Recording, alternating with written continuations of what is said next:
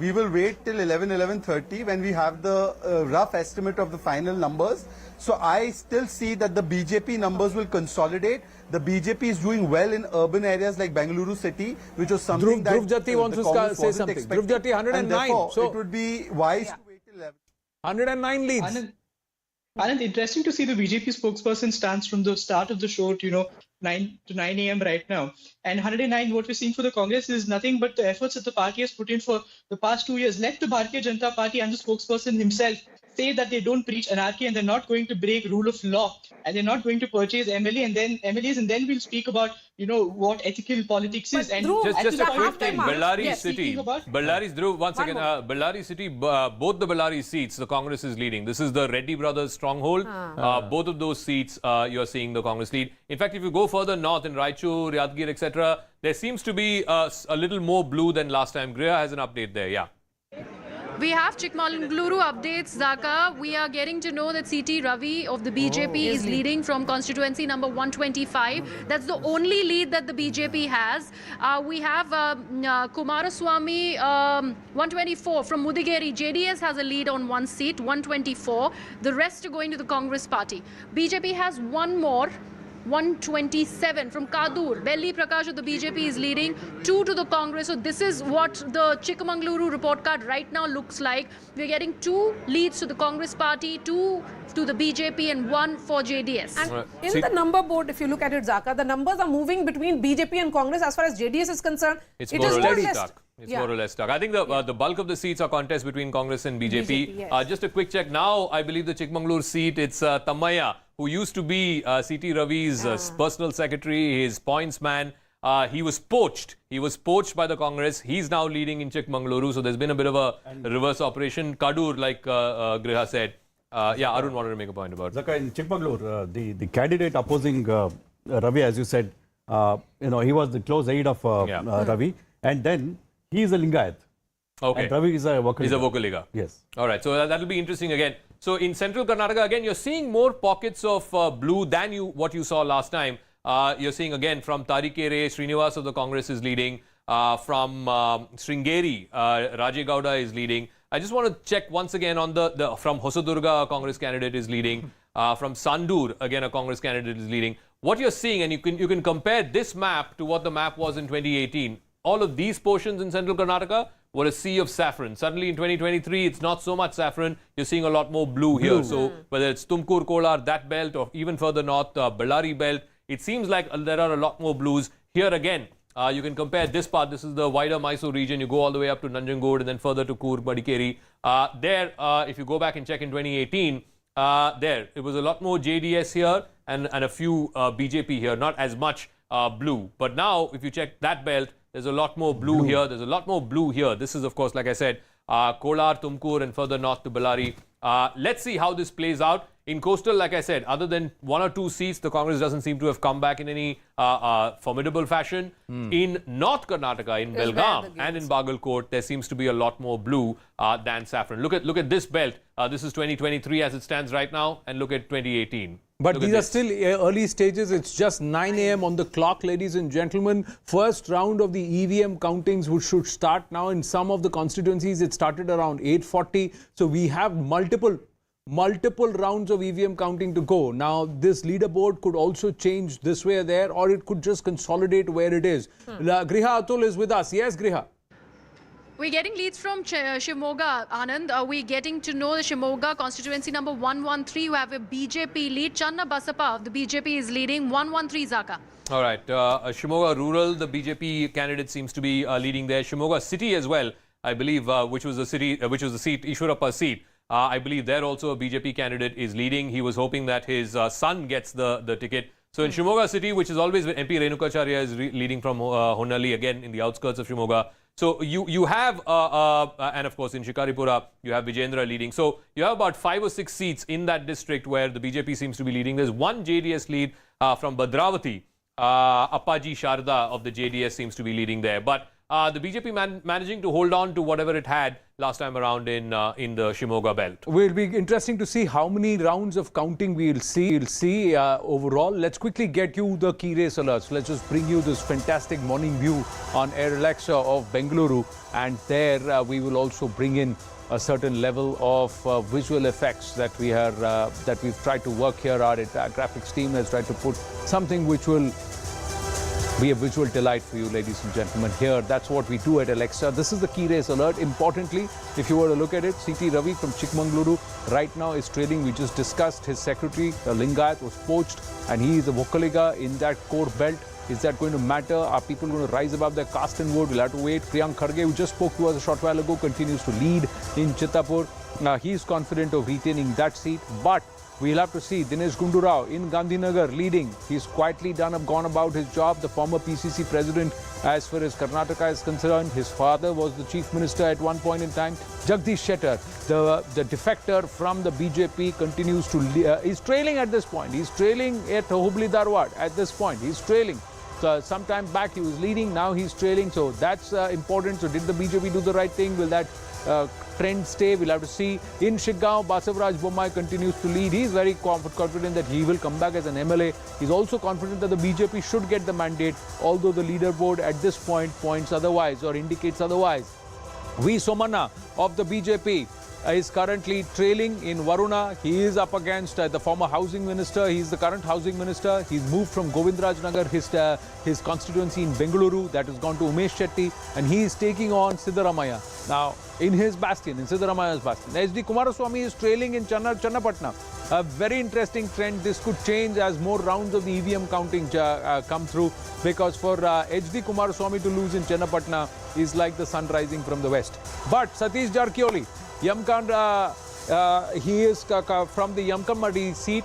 He is leading at this point. Satish Jarkioli leading. So some of these key race alerts in this lovely Bengaluru morning point to the fact that some of the defectors may find it tough. Others may continue to be strongholders, so that they continue to hold on, like Lakshman Saudi in Athani. He's also somebody who moved out of the BJP and he's joined the Congress. Is there the vote is loyal to the leader, or does it look at the fact that who did he go and join rather than fighting as an independent? Then we have B. Sriramulu in Ballari, the strong man from Ballari. He is actually trailing. Now, this is again a shocker if this happens, because many believe that nobody can move Sriramulu out of Bellary or take that constituency away from him. That's what they believe as that strong man. B.Y. Vijendra, B.S. Yediyurappa's son, is leading from Shikaripura. That is a seat that Mr. Yediyurappa was happy that has been given to his son. But is that going to result in the Lingayats overwhelmingly voting in favor of the BJP? We'll have to wait and watch. So some of these key results, the Congress, even as we speak, G. Parmeshwara is actually leading. And he was the one who said that there are other options too, beyond DK Shivkumar and Siddaramaiah as Chief Minister if the Congress comes and forms government. Congress consolidating its lead further to 109, even as DK Shivkumar is leading at Kanakapura. So another key race alert that comes to you. So Congress moving to 109 leads out of 224, BJP at 90, JDS at 23. So this is the story at this point. Let's quickly go back, and one more key race alert. We've got Ajay Dharam Singh from Jawargi.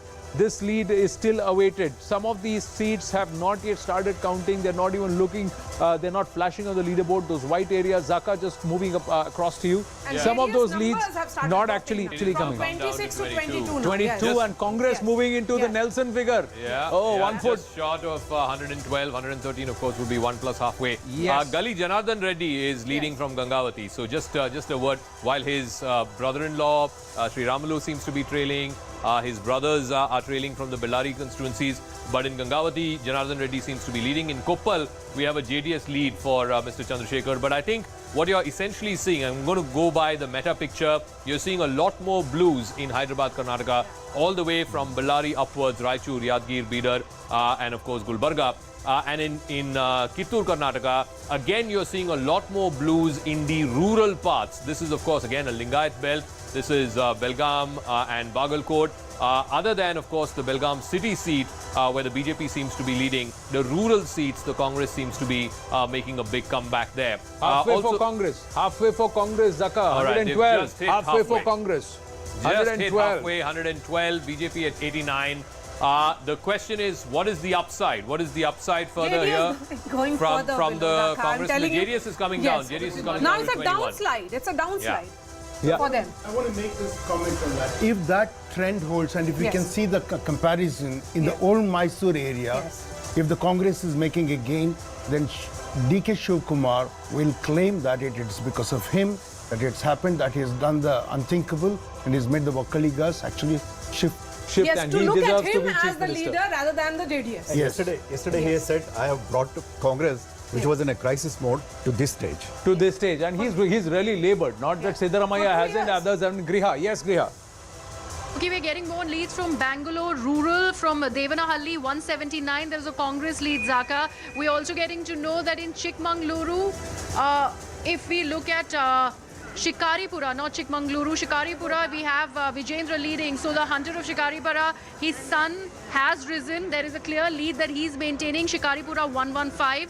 There is also another update from Shimoga, from constituency number 116 from Sorab, where there is a Congress lead.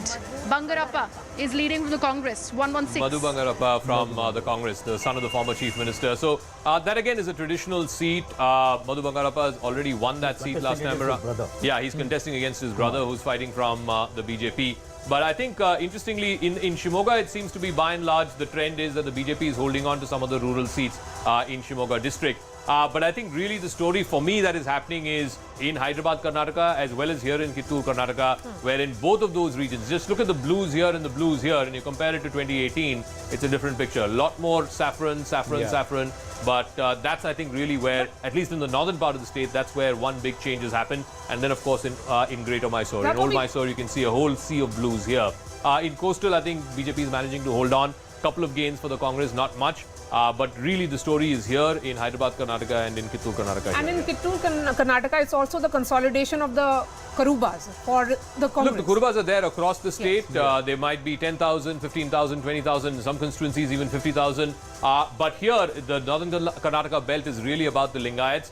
I'm going to hold my judgment on whether there's been a break or a crack in the Lingayat vote bank, because in Shimoga, for example, they seem to be backing Yediyurappa and the BJP. But further north, in Belgaum, let's see how many rounds of EVM counting overall, Griha? Do we have an update on that? And so far, have the EVMs been opened? Has EVM counting been? Do we know? Okay, I think the EVM counting is still underway, so we do not yet know how many rounds are underway. It's just about begun 5 minutes back is what we are getting to know. But we do have a VVIP trail list and who exactly is leading. Like I just mentioned, Shikaripura, Vijendra is leading with the BJP. There is CT Ravi who's now gone on to trail there, Anand, from Chikmagaluru. So CT Ravi is trailing. There is R. Ashok who is also trailing from Ramnagar. So R. Ashok, again BJP trailing in Ramnagar in constituency number 184. DK Shivkumar is maintaining his lead from Ramnagar there in Karnataka. So R. Ashok is trailing there. That's what we're getting to know. If we look at HD Kumaraswamy, that again is something that the JDS is having to battle, because HD Kumaraswamy is also trailing in Channapatna. So all of these star VIP candidates, their JDS is feeling the big blow. The phones continue to ring. Siddaramaiah also continues with his lead. So DK Shivkumar and Siddaramaiah have their leads through.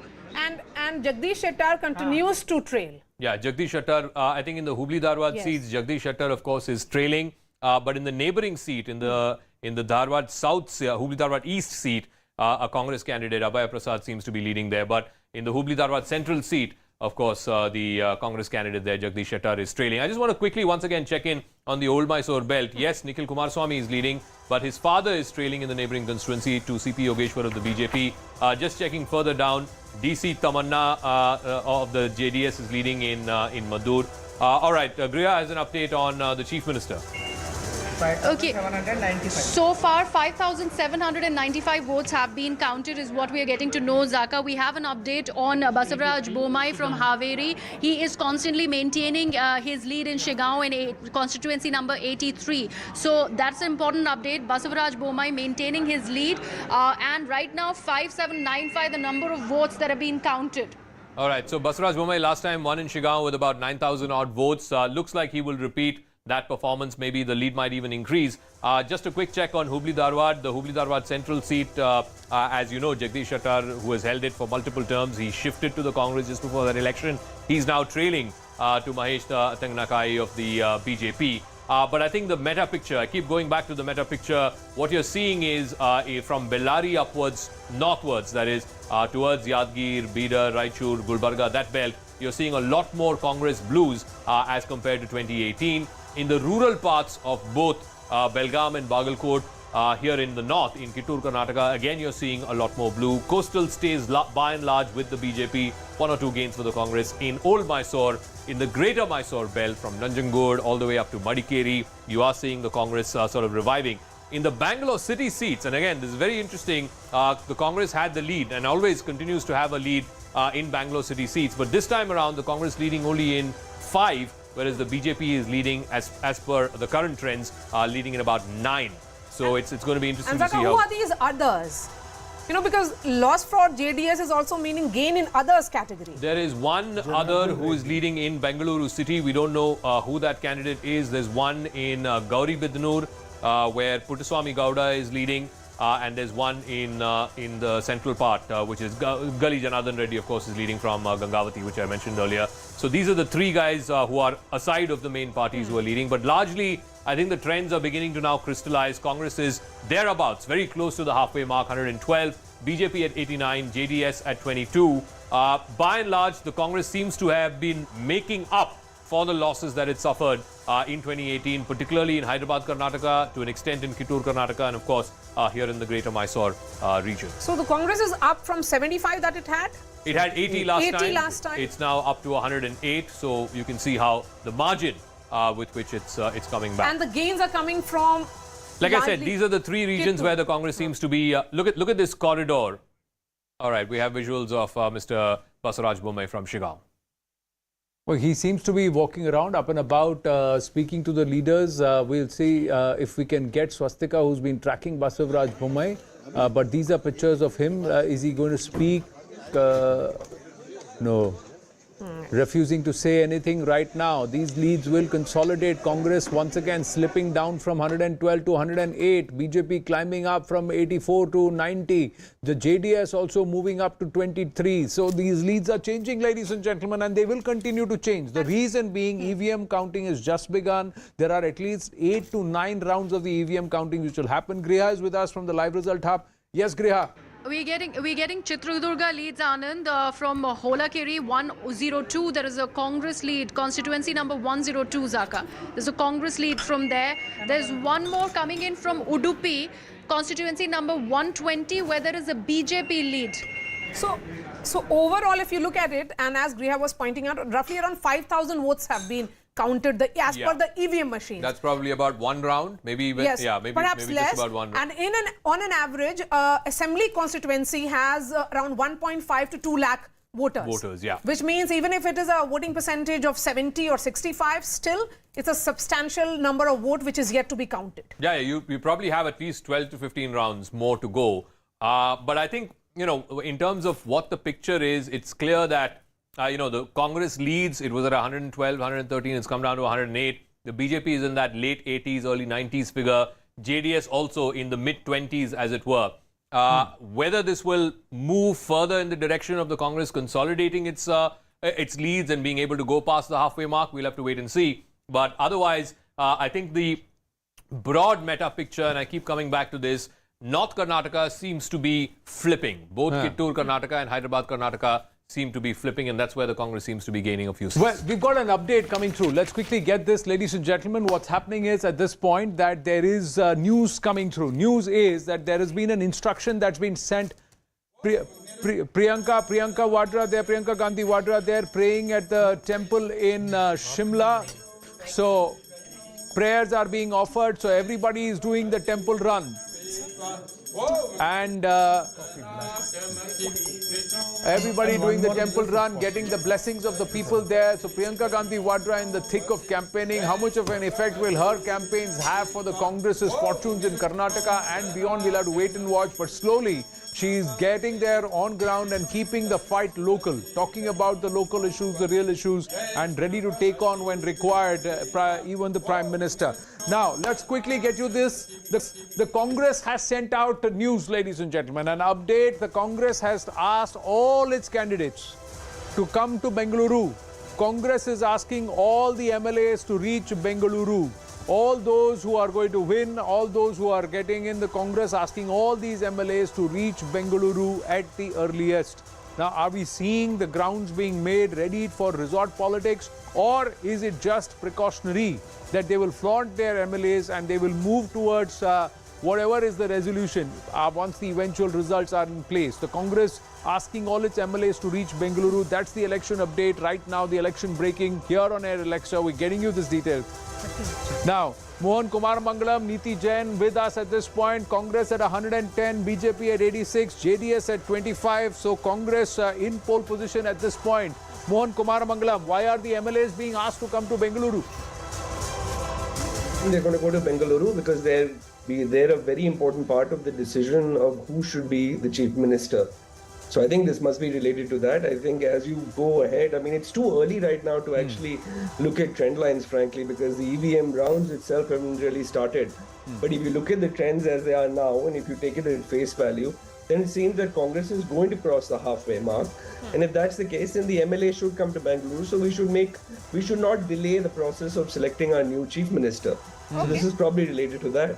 And on the BJP side, Neeti? Quiet optimism, or is it too early again, as you have been saying? No, it is too early because you yourself have said that the EVMs have just started the counting and all. Many rounds are left. So one box opens and the entire picture changes. We all have seen that happening earlier as well. But again, the point is the Congress is... they have not been confident about whatever they are getting into, and that is the reason since yesterday they have been trying to get their flock together. No, that's surprising. Neeti ji, good morning. This is Anand Narasimhan here. Quite surprising for you to say Congress is not confident. Everybody is thinking, are they becoming overconfident because the Dhol Nagada started even before the counting had started today. This is a departure from the norm with the Congress party. But we have T.R. Prasad Gowda of the JDS with us. That desperation to be alive right now. Yeah, you would call that, but they are celebrating. They seem to be very, very confident. Before I go to T.R. Prasad Gowda ji, quick update from the live result hub. Yes, Griha. We are getting two updates right now, Anand. From Bengaluru urban seat, we are getting an update from Mahadevpura, constituency number 174, Zaka. There's a Congress lead. The other one is coming in from Haveri, from constituency number 87, where we have a Congress lead. Okay, so all these constituencies are in... No, so Haveri again is the home district of the Chief Minister. He's from Shigao. Other than the Shigao seat, there seems to be a bunch of Congress leads in that district. Haveri main seat, of course, what Griha was referring to, Rudrappa Lamani of the Congress leading. In Bayadgi, again, a Congress candidate leading. In the neighbouring constituency of Hirekerur, again, a Congress candidate leading. So the Congress has got about 4 or 5 seats there in Haveri, except, of course, Shigao. Excuse me, where the Chief Minister is leading. So around 15 more or perhaps more rounds of counting that is left. Yeah. It's early round, perhaps only one EVM machine votes have been counted. One Griha's round, update. yeah. One round perhaps, yes. Griha? Yeah, we've got one more from Bangalore Urban, Maria. This one is coming from constituency number 170, where there's a BJP lead. So, and there's one more from Bomanahalli, 175. So 170 and 175. 175, you have a BJP lead? Okay. So and there is one more, Vijayanagar, 167. There is a Congress lead. So there is a toss-up between BJP and Congress from Bangalore Urban, at least. More of the seats are going to the BJP. Yes. But right now we're getting to know 2 of them. One of them has gone to the Congress party, Vijayanagar 167. So Zaka, is the Bangalore picture changing from what it was in 2018 and what it was, say, an hour back? Yeah, I think so. The Congress leads are about 2, 3, 4, 5, 6, 7, 8. 8 now, and the BJP is leading about 11.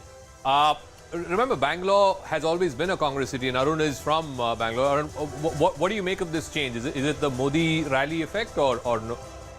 Both of you, yeah. See, one interesting factor about Bangalore was in that 2018, 12 of the seats had a margin of just 15,000. Yeah. 6 of them were won by BJP, 5 by the Congress. So I think that's what is I think playing behind itself this. Yes. Prakash? Actually, Bangalore reflects what happens overall in Karnataka, in the sense that there is a 35 to 40% vote set for the BJP, 35 to 40 set for the Congress, and about 15 to 20 for the JDS. That's how it's been. And some 6 to 10% of the people swing the election this way or that way. That's it. That is the thing. So when you say Kurubas, there are some 15,000, 10,000, you're right. But even from those days, when I was a journalist, we used to have toured rural places.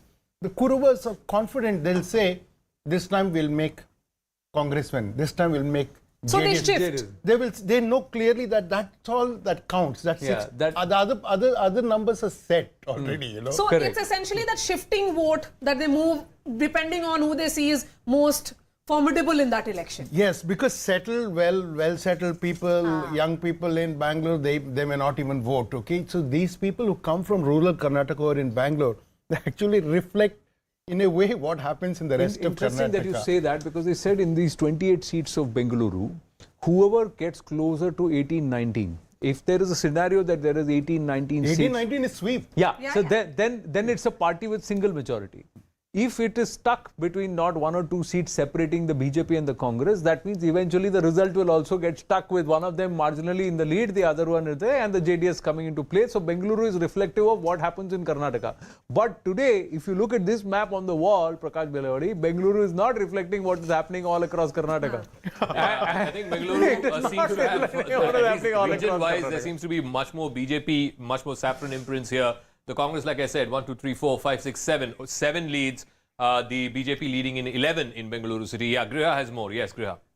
Okay, Anand, Zaka, I'm getting to know more updates from Belagavi. Belgaum Uttar, constituency number 11. Ravi B. Patil of the BJP is leading, 11.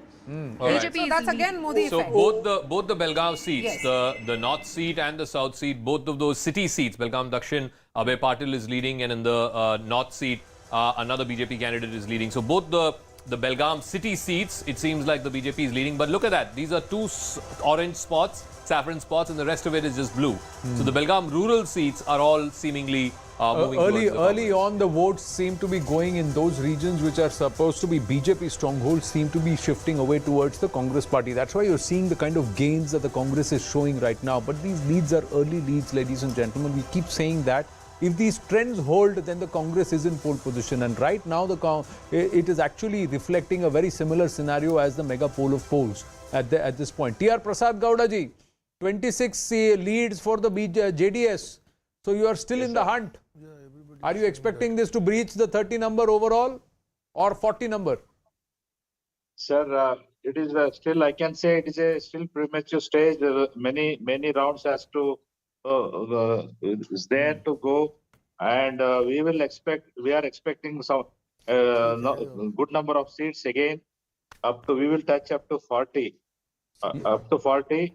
That is our prediction as of now. And why was Kumaraswamy ji so upset in the morning? He just seemed to be berating the media and the exit pollsters. You have hardly given us any seats. Don't come and ask me anything.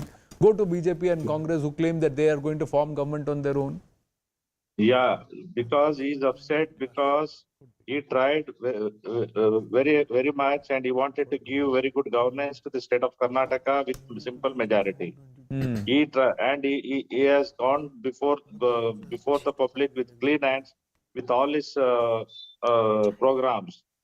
So even after traveling across the state, north and south, 12,000 kilometers, people are still. But you would see, T.R. Prasad, you're a senior man with the JDS. Let me ask you, aren't you guys shrinking as a party, or are you growing?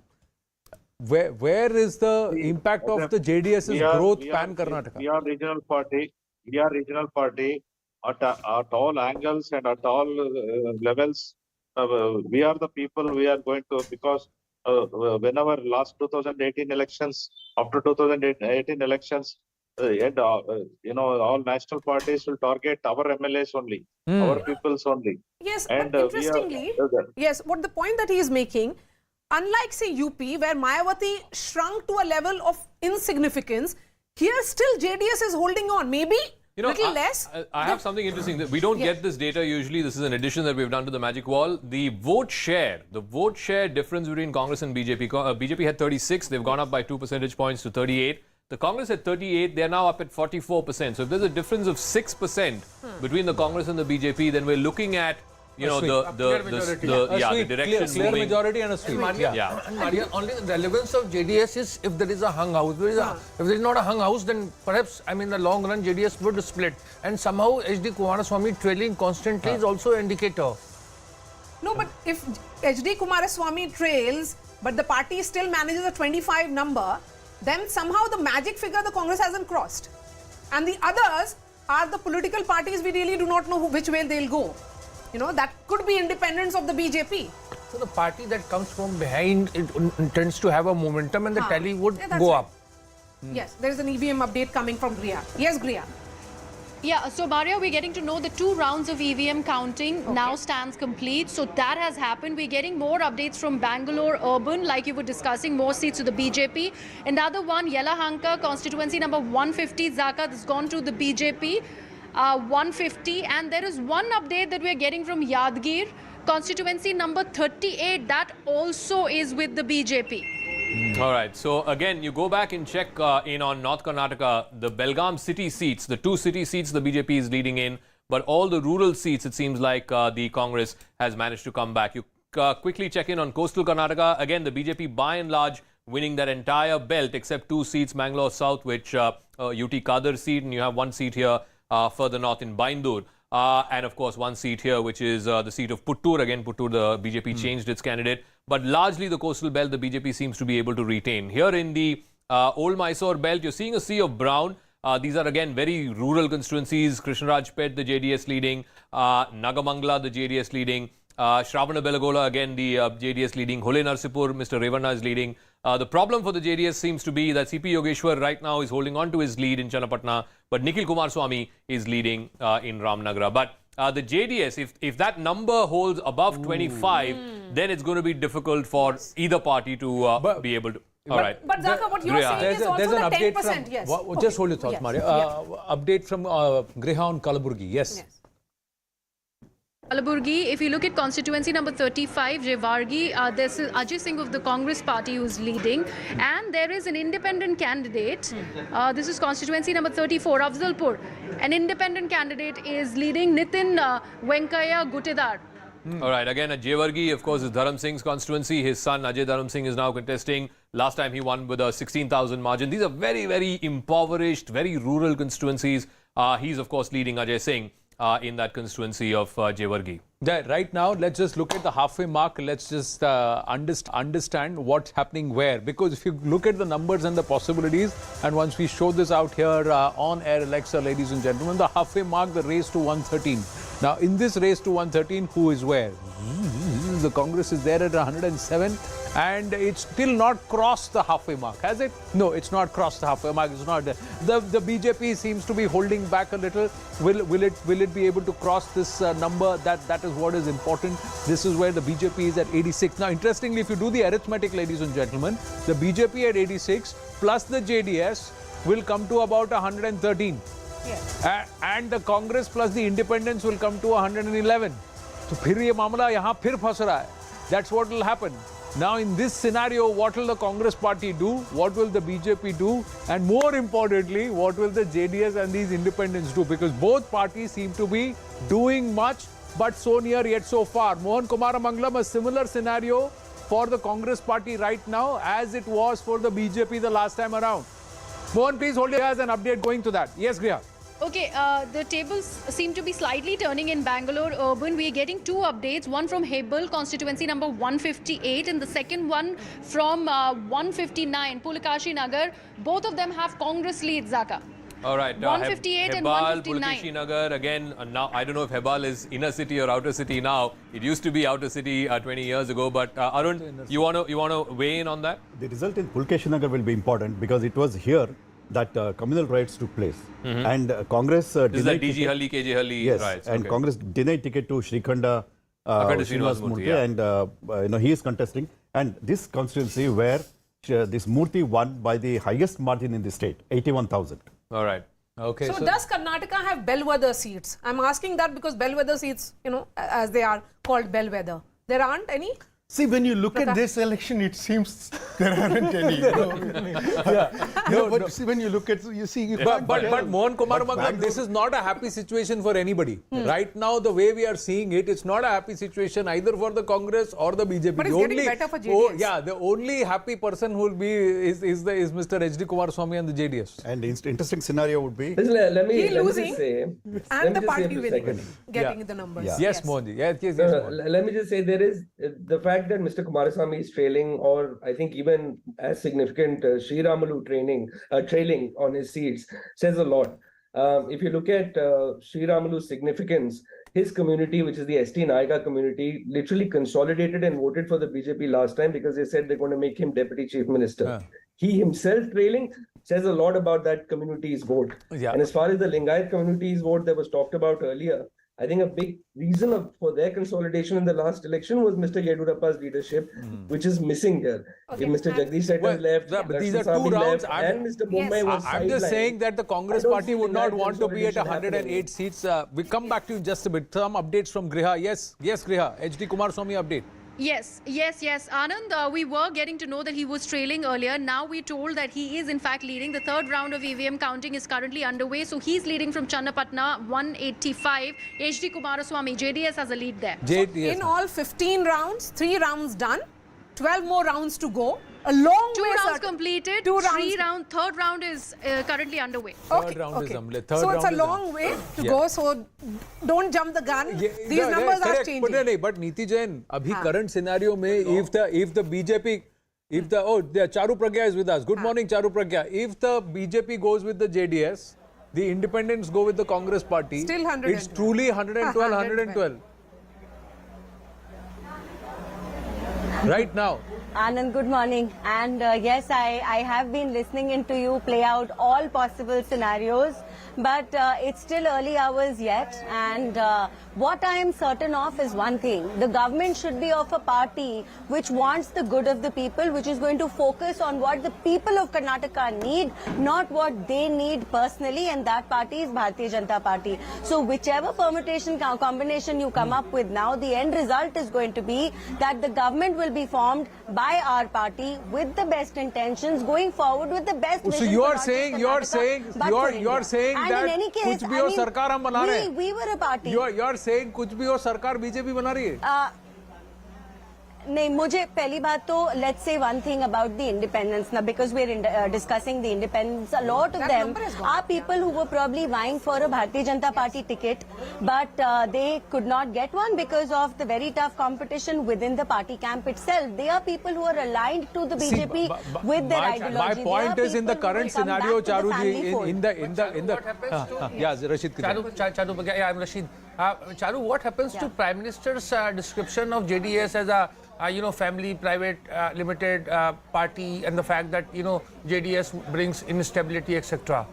I mean, it's all gone within a fortnight. So it's very convenient for you to focus on one specific line which suits your narrative today. Let me be very honest. Not mine. The narrative is the Prime Minister who spoke there. Karnataka, first we have to make sure. No. So I am not discounting what the Prime Minister has said, but that being said, I am very clear on one thing. You want to do any good on the ground, you can only do that when you are in a position to do so. And like I said, it's still early hours yet. Let's wait for an hour or so more. Yes. And by then we'll have better clarity. But again, Charu, the JDS numbers are going up. And at 29, Yes, SD Kumaraswamy yes, can very well say what he said in the morning, that you guys underestimated us. They are a factor. Yeah, Maria, there I have to say that you are quite correct, because even I did not think that JDS is going to be having this kind of a number. I'm being very honest and very apolitical here. But that being said, it leaves a lot for the other political parties and the psephologists, because seems like all our predictions were wrong. If you look at it, we have the worm graphic, as we call it. It's a cricketing analogy that we have borrowed. The switchover, really, the BJP was leading till about 8:50, 8:53 or so. And the switchover, the blue worm overtaking the orange worm, happened around 8:54, 8:55. The EVMs opened. And then you're seeing the blue worm consistently ahead, the gap only widening between the blue and the orange. But here again, the brown worm, which is the JDS worm, you can see in the last half an hour or so, from 9:05 till 9:35, suddenly there is an uptick. They were plateauing out here in the first hour or so, but from 9:05 to 9:35, this is a sudden uptick in the JDS. It could well change again. Who knows? Like in cricket, this can change as well. But I think one big update that my colleague Harish is sharing is some big ministers in the BJP government are all trailing, including K. Sudhakar, who was the health minister. I just want to quickly check in on his constituency, Chikbalapur, where I believe right now a Congress candidate is leading. BC Patil is trailing. He's trailing, of course, from Hirekerur, which is in North Karnataka. Narayan Gowda is trailing from KR Pet and from Ballari Rural. I think somebody mentioned Sri Ramalu. Sri Ramalu is also trailing from Ballari Rural. And Sudhakar. Yes, K. Sudhakar is just mentioned. Yes, K. Sudhakar from Chikbalapur. Narayan Gowda is significant because this area falls within the old Mysore region. And Narayan Gowda, a minister now, who was a turncoat, and he wanted to join back Congress. But Congress and the local leaders didn't allow that. So now he's trailing. But 2 rounds of the EVM, ladies and gentlemen. I quickly want to show you the vote share, how it is panning so far, how it's looking so far. Here on Air Alexa, we'll just call up the vote share pie. At this point, what it looks like at this point is that the BJP has 38% vote share, so they are up by 2% from the last time around. But look at the gains the Congress has made. The Congress has moved up at least about 6 to 7% in vote share. This gap, this awning gap of 7% means that the Congress should have a decisive mandate. The JDS has 8%. Others are polling about 9% of the vote share. So seat conversion, vote share to seat conversion for the BJP is higher even with a lesser percent, but if the margin is more than 2 to 3% between the Congress and the BJP, then the BJP seats will go down. That's the story as far as when we look at these vote shares are concerned. This will all change as we continue to count more rounds of the EVM and they come in. Round 3 is underway. There are at least 12 to 15 rounds of the EVM counting. Will this scenario change? We have to wait and watch. The BJP once again slowly moving up a little.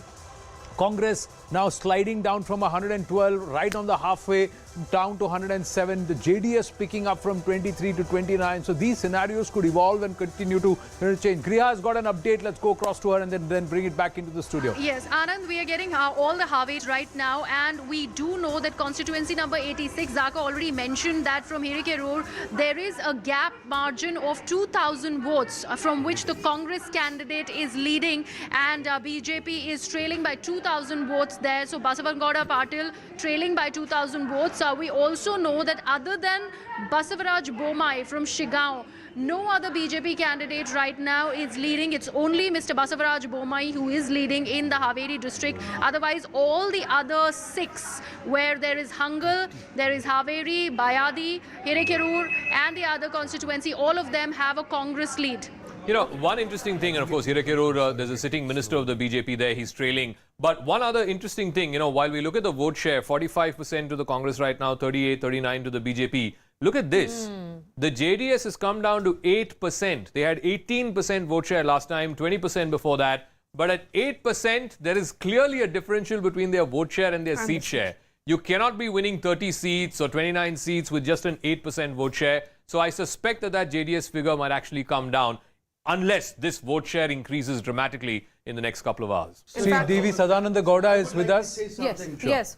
In the earlier discussion, we brought this up once. It is if the Muslims have decided to vote for the Congress, for the Congress entirely, en masse. And if Shivakumar has managed to split the Vocaligas, then that is the narrative that could hold.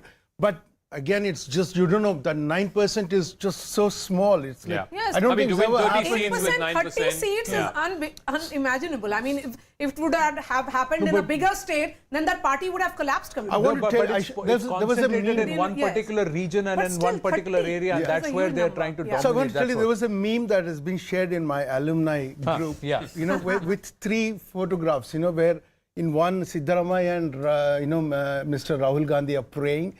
In another one, Basavaraj Bommai is praying. And in the bottom, Kumaraswamy is praying. They've got photographs, 3, and, they're saying one is hoping for a BJP majority, one for a Congress, and one praying for a hung verdict. Hung verdict. Griha has a quick update. Griha, what's the update Yes, on we are Jagdish getting Shettar? an update. Yes, we are getting an update, Maria, from Hubli Dharwar Central. Jagdish Shettar is trailing, and I also would like to tell our viewers of the number of votes. Right now, Mr. Tengikai is leading with 12,137 votes. He's opened up quite a big margin. 75-11 is what Shettar has at the moment. So he's badly trailing right now against Mahesh Tengikai. At least 5,000 vote difference. Yes. DV Sadananda Gowdaji is with us. Good morning, sir. Thank you for your time. The numbers not looking very healthy so far for the BJP. You were very confident that the BJP will have absolute majority.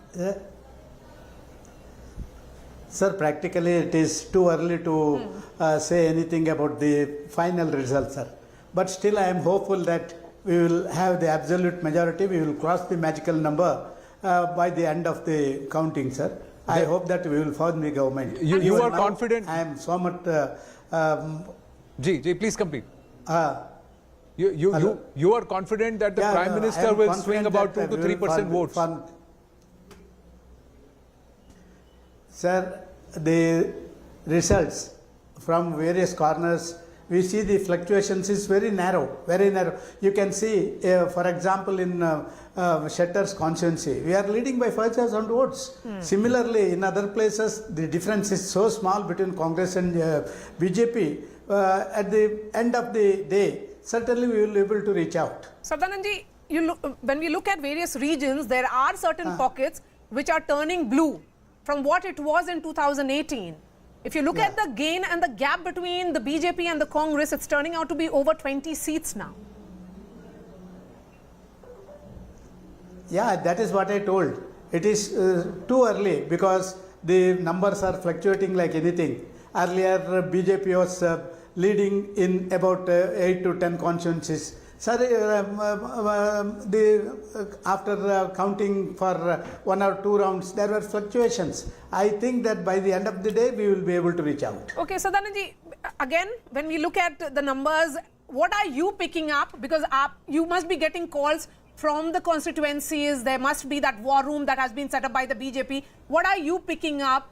Of course, these numbers are reflecting, but आपके पास क्या information है? Sir, we are just given the reports are given by our cadre in the booth level. Especially, we have prepared page prompt also. So they know the pulse of each and every voter in their booth, and their reports have been sent to us, and we believe them. And according to me, and according to their report, certainly we will cross the magical number and we will reach out 115 to 120 seats by the end of the day. So there is still confidence despite the early trend, Sadananda Gowdaji, because many are saying that the Congress is making inroads in some of your strongholds and doing away with some of the leaders may come back to hurt you. Did you get that sense, or you still believe your Panna Pramukhs and the booth level update? See, practically in some of the areas, of course, there were some changes, and of course the Congress is playing some good game in and around in a few constituencies. I don't dispute that, but it doesn't mean that BJP won't win that constituency, because certain areas in that constituency which initially it may be favoring, those booths may be favoring Congress, but the subsequent booths which will favor to BJP. So ultimately the result will come out only after 12 o'clock. We will be able to predict the reality what will be the final result, sir? The picture that is emerging, particularly from Bengaluru, is very interesting. Because in Bengaluru, for 2 days, the Prime Minister carried out those 36-kilometer long road shows. Do you think that could be the deciding factor in other constituencies also, Bidar or Belgavi? These are the constituencies where the BJP really focused and ensured that the Prime Minister canvasses. Sir, practically Prime Minister had 18 road shows and public meetings across the state, and a huge crowd, unexpected. For example, I will tell you, in my Bangalore North constituency, we had a rally of about 4.5 kilometers. Yes. We expected that about 1 lakh people will gather. But according to the media, according to the police report, it was more than 3 lakhs. So automatically at least 1 to 2% vote shift will be there because of Modi's rally. The image of our Prime Minister is accepted by the public. The roadshow itself is an example for that. You know, I just want to point out on the Bangalore city seats, including outer Bangalore, some of the rural seats, out of 32 seats, BJP is leading in 18. Yes. Congress is leading only in 11. I think definitely the Modi Their rally number has was made 19 seats, Zaka. Yes. The BJP was planning, I think Tejasvi Surya to multiple leaders of the BJP said Bengaluru they're targeting 19 seats, and right now you're saying they're leading in 18 seats. That is significant. BL Santosh had actually talked about it in that Twitter spaces as well. He spoke talking about specifically and not about just that, for BL Santoshji to mention 39,000 booths where they've done and 4 ACs on his tweet and put it out there also means a lot. But Sadananda Gowdaji, one more question, but I'll just get an update from the live result hub and come back to you. Yes, Griha. Anand, we are getting live updates right now about Nikhil Kumaraswamy from Ramnagar. He is leading by 3,196 votes. That's the kind of lead that Nikhil Kumaraswamy has from 183 Ramnagar constituency. And right now the third round of EVM counting is underway. There's one more update that we are getting from Mandya, where constituency number 190, we have a JDS lead. Mandya, again, it's a stronghold of the JDS itself. So JDS should be doing well there. But Sadananda Gowdaji, is the BJP open to forming government at any cost? Is there a point there, no matter what, we have to form the government? Is there a decision that's been made there? No, practically the final decision will be taken by our central leaders, and according to their directions we will go ahead while forming the government. But according to me, I also toured nearly more than 12 or 13 districts. There was a very good response for BJP because of the Prime Minister's assistance to the state of Karnataka and the implementation by the Chief Ministers Yediyurappa and Basavaraj Bommai. And as far as the assurances, we have nearly 90% of the assurances given by us has been complied in the last 3.5 years rule here in Karnataka by our Chief Ministers. And those visuals that are coming in are of B.S. people will Yediyurappa, bless in us. fact, watching the trend, the early trends that are coming, and perhaps he's watching CNN News 18. Anand, he could be watching you, Mr. Gowda. The larger question is, Sadananda Gowdaji, did the BJP voters come out early on to vote or towards the latter half of the day? Are you counting on the later rounds for the BJP votes to come through? Why do we get a sense that that's what you're hoping for?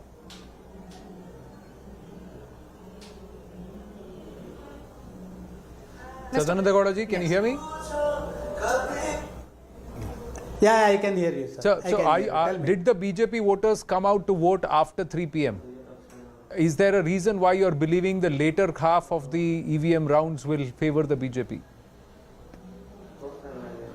No, counting will go according to the booth numbers. So certain booths in certain areas, the booth numbers, the initial booths, it may favor Congress. But the subsequent booths where the counting need to take place, it may favor BJP. That is our expectation, sir. Okay. Since you're a member of parliament from North Bengaluru, as you pointed out, sir, I want to understand what are the factors that could be going, because the map in Bengaluru in particular seemed to have shifted from what it was in 2018. The colors are saffron. You are true, ma'am. You are true. Practically in my constituency, out of 8 constituencies, at present we are leading in 5 constituencies and 2 constituencies very narrowly we are, but we are hopeful that we will win in those 2 constituencies. So I was really, I was a little bit worried because how that 2 constituencies, Hebbala and our Batrayanpura, why you are trailing, I don't know, but to be very frank with you, I hope that out of 8 constituencies, I will be able to win 7 constituencies in my constituency. In your Lok Sabha constituency. Sadananda Gowdaji. A quick, you can thank him. Thank you, Sadananda Gowdaji. We are looking forward to the updates. Look forward to you joining us very soon. Just the Bangalore updates. I want to see, this is how the map of Bangalore looks right now. Like I said, 12 to the Congress and 17 to the BJP. Just a quick check of where the BJP, Rajarajeswari Nagar, Muniratna is leading. No surprises there. From Mahalakshmi Layout, K. Gopalaya is leading. From Malleshwaram, Ashwat Narayan is leading. Again, no surprises there. Rajaji Nagar, Suresh Kumar of the BJP is leading there. In Gandhi Nagar, which is Mr. Dinesh Gundurao's seat, the BJP candidate seems to be leading there in Gandhi Nagar. That would be a giant killer. In Shanti Nagar, Shiv Kumar is leading of the BJP. From Shivaji... That's Harris. Yeah, from Shanti Nagar, if N.A. Harris is trailing to K. Shiv Kumar of the BJP, that's a big one. You also have from C.V. Raman Nagar, S. Raghu of the BJP is leading. Just a quick check of where the Congress is leading. In Sarvagya Nagar, Mr. George is leading. In Pulakeshi Nagar, A.C. Srinivas Rao is leading. In Shivaji Nagar, Rizwan Arshad is leading. Zamir Ahmed Khan, of course, is leading in Chamrajpet. And one final one, this is again outer, Govindraj Nagar.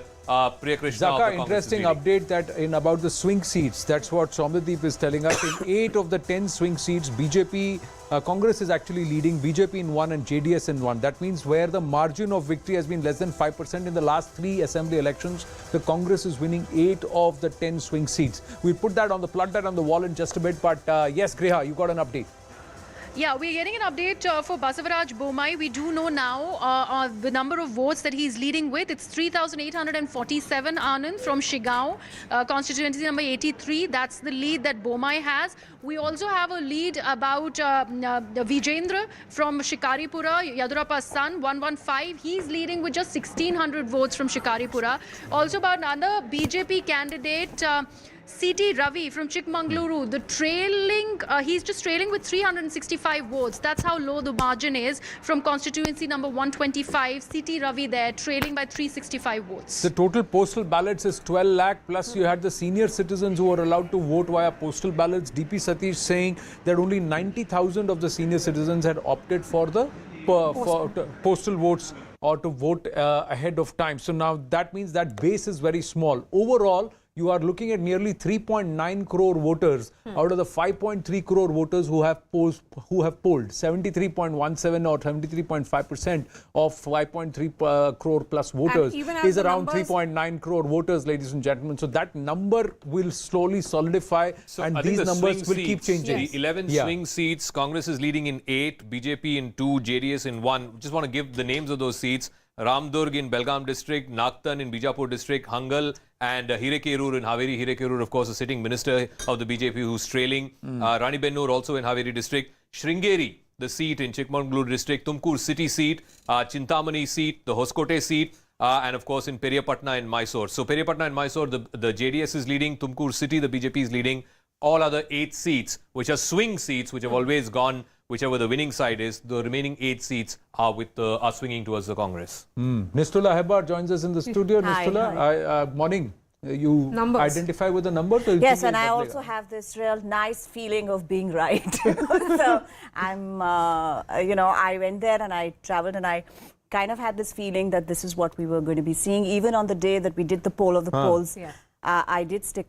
As in our discussions, I did say that, the Congress is ahead and we don't know how far that inclination will be going when the exit polls are also showing the hung assemblies, etc. Now, in a hung assembly scenario, do you feel that the BJP is determined to form government no matter what? Even if they I don't think they will. If you look at it, 81, JDS 28 and others at 4, still they can't form the government.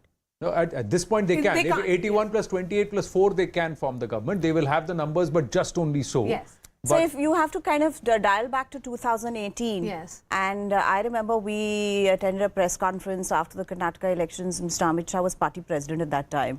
And somebody asked him, are you going to make an attempt to form a government? He said, let them all come out first. Because, you know, there's no victory procession, nothing. Nobody from the Congress was doing anything. They all got onto buses and went off to Hyderabad. And very quickly that government was formed.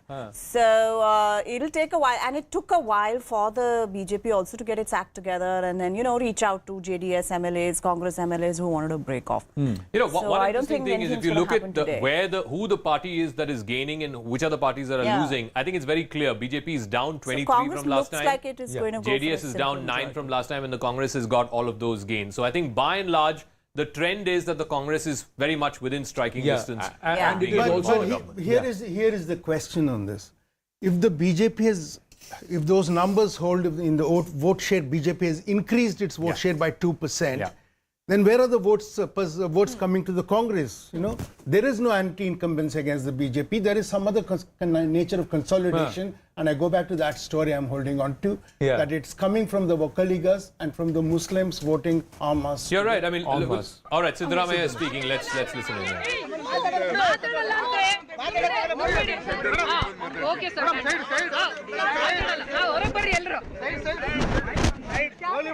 He will go to voting center, come back and then talk. He won't speak. Guys, he won't speak. Go aram se.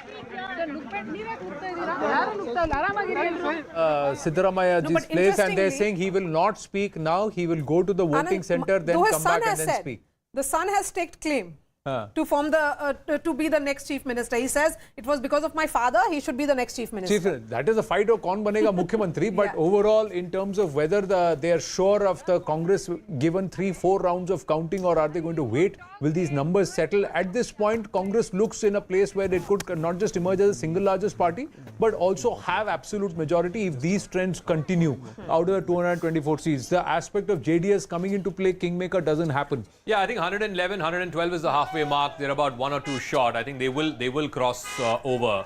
As you see, Siddaramaiah, you know, I was there with him in Varuna on a day, you know, checking out his campaign. You can tell that he is a mass leader, perhaps one of the last few. Yediyurappa, Siddaramaiah, probably the only 2 remaining mass leaders in Karnataka. And you can see, even on result day, the sheer number of people outside his house. It's a small house in Mysore in the city. And he's now going to Varuna, which is in the outskirts of Mysore. Let me go back to Griha, who has updates from the live result hub. Griha. Yeshwantpura. Yeah, Yeshwantpura. Yes, Griha. Okay, we are getting updates on Bangalore right now. Bangalore urban, we're getting updates on 3 seats, Zaka. Yeshwantpura, 153. There's a JDS lead. This is the 5th round of counting that's currently underway, and the JDS is leading with 3,500 votes. If we look at constituency number 158, I beg your pardon, 158, there is a BJP lead. The lead is by over 3,500 votes. This is the 3rd round of counting. And the last one, constituency number 176, again, this is Bangalore South. Again, a BJP lead. The lead is by 6,500 votes. First round of counting. Just very interesting for me, the story is also how Bangalore City has sort of changed hands, if you will. Out of the 32 seats in the wider Bangalore, Greater Bangalore region, 17 to the BJP, 13 to the Congress. Congress down 4. And places like Shivaji Nagar, where Shivaji Nagar, of course, Rizwan Ashad is winning. But in CV Raman Nagar, the BJP is leading. In Shanti Nagar, which is Harris's seat, again, the BJP candidate there, Mr. Shiv Kumar, is leading. Even in the outskirts, if you go to Dasarahalli, the BJP candidate there is leading. Rajrajeshwari Nagar, again, the BJP candidate Muniratna. I don't think there's any surprises there. It's only the Modi factor here. All right. Let's just check South Bangalore. Padmanabh Nagar, Ashok is leading.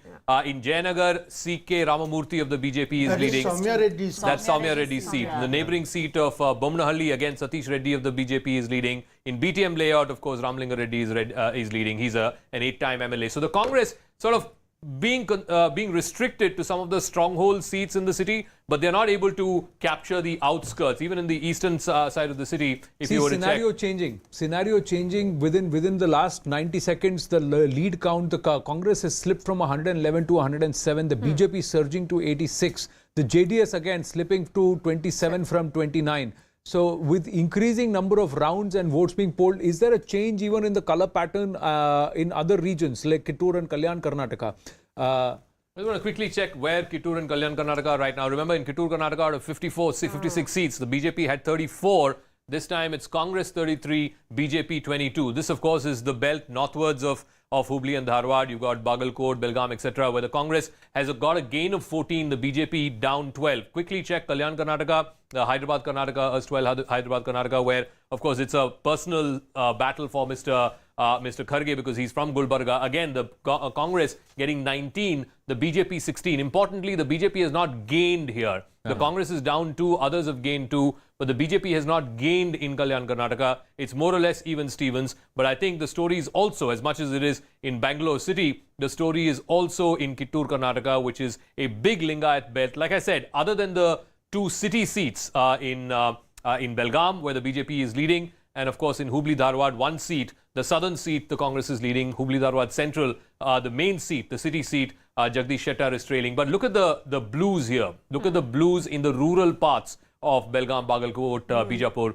There, the Congress has taken hugely. Just compare this to 2018. This is 2023 right now. 2018, look at the sea of saffron here. It was BJP 34 out of 56, the Congress only 19. But this time around, in Kittur Karnataka, it's almost the opposite story. Congress at 32, the BJP at 23. Nalin Mehta is joining us here in the studio. Nalin, when we look at these numbers, it's 10 a.m. already. So, look, we still have to wait for these numbers to settle down, but I think there are 2 or 3 key stories here. One, in the old Mysuru region, there is a Vokalika consolidation, but that's going towards the Congress's way. The JDS is going down, and that's what is making a huge difference there. Because the JDS vote is basically the anti-BJP vote, and it's which gets split between the Congress and the JDS. And because the JDS always got a higher number, it was to the detriment of the Congress. Now the Congress is gaining there, and then you are seeing the story in Bangalore. You're also seeing in Hyderabad, Karnataka, which is also the area of Mallikarjun Kharge. You're seeing the Congress consolidating there. And Mumbai, Karnataka as well. The SC is there. Absolutely. Absolutely. No, just a word on Old Mysore. This is how Old Mysore is playing out. 57 seats. We've kept out some of the urban seats, but in the 57 seats, the Congress is 24, up 7 from last time. The JDS is 18, down 9. So a large part of these losses for the JDS have gone to the Congress. 2 have gone to the BJP. BJP at 13. So the gap between BJP and JDS in that Vokalika belt is narrowing. Maybe not in this election cycle, but maybe in an election cycle or 2 from now. BJP will be hoping to be the number 2 party in that belt. May I also add that something else is happening with Lingayat votes. In the Lingayat dominated seats, which are spread across north and central Karnataka, you are seeing a shift. The BJP is holding on, but the Congress is doing much better than it ever did before. Last time, BJP had about 38 Lingayat dominated seats, Congress had about 21. Currently, as of right now, the tally is around 38-24 in favor of the Congress there. The Congress 36-26 is what we have. Again, what is happening here is there seems to be, whatever the losses of the BJP is going to the Congress. The JDS, of course, not much of a player in Central and North Karnataka, but Congress leading in 36 out of the 67 Lingayat-dominated seats, BJP leading only in 26. Quick check back on how it was in 2018. The BJP swept those seats. They got 40 out of 67. The Congress had only 20. So there seems to have been a bit of a flip in the Lingayat-dominated seats. I wouldn't go so far as to say that there's been a complete crack in that vote bank, but certainly in those seats, it seems like, again, when you say Lingayat-dominated, Vokalika-dominated, they are the dominant community. Doesn't mean that the others are not voting for the winning party. So even in the Lingayat-dominated seats, the SCs, the OBCs, the other backward classes, how are they voting will also be very critical to watch. The number of seats where they hold sway, the Lingayats actually is quite high in terms of intent. But the total number of vote share base, if you were to see, then the SCs and the Dalits actually have a huge vote base. Now we just quickly get and then Maria can take it forward. We've just got the vote share numbers, and this is the update, ladies. There's a 7% vote share difference now. Earlier it was about 8%. Now it's 7% between the Congress and the BJP, 37% and 44%. Look at the JDS, from 9% they are up to 12% after about 5 or 6 rounds of the EVM counting. 7% of the vote share has gone to the others. It was at 9% a short while ago. It's at 7% now. But overall, if you see, this is the awning gap. The 7% gap that the Congress has opened up with the BJP. That's where the seat numbers are going up. for the Congress. Vote share to seat conversion has always been higher for the BJP, with lesser vote share, 2 to 2.5%. They would still get in higher number of seats in terms of conversion. But this is a huge gap. Will this, in the subsequent rounds, another 10 rounds, if not more to go, will the BJP close the margin? We'll have to wait and watch. Right now, it's the Congress in pole position with 107 leads, the BJP at 85. The others have gone up to 5. The JDS crawling back up to 27, Maria. Yeah. Yes, and Rajiv Gowda of this joining us. Mr. Gowda, how are you looking at these numbers? Of course, it's 10 a.m. and it's consolidating for the Congress. But you're still not very close to the halfway mark. It's 113. I think these are trending in the right direction, and I would have loved to have seen another 20-25 seats, favoring us. But I think these trends are going to hold, they're going to strengthen, and the Congress is going to be in a comfortable majority in a few hours from now. You're hopeful for the Congress. GVL Narasimha Rao, also of the BJP, will be joining me in just a bit. Prakashji, here in the studio, when we look at, because it's 10 a.m., we always make an assessment at 10.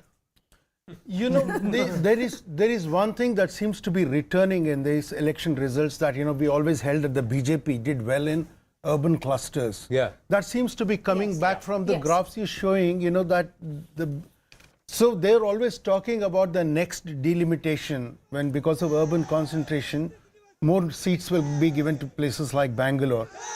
So I think that if that trend holds, I cannot see, like, Nistul has just said, I cannot see that, BJP will be very upset with all this. They may, they may be looking at next year rather than Lok Sabha 2024, but they were very keen to retain government in Karnataka. Karnataka. Bengaluru was also part of that.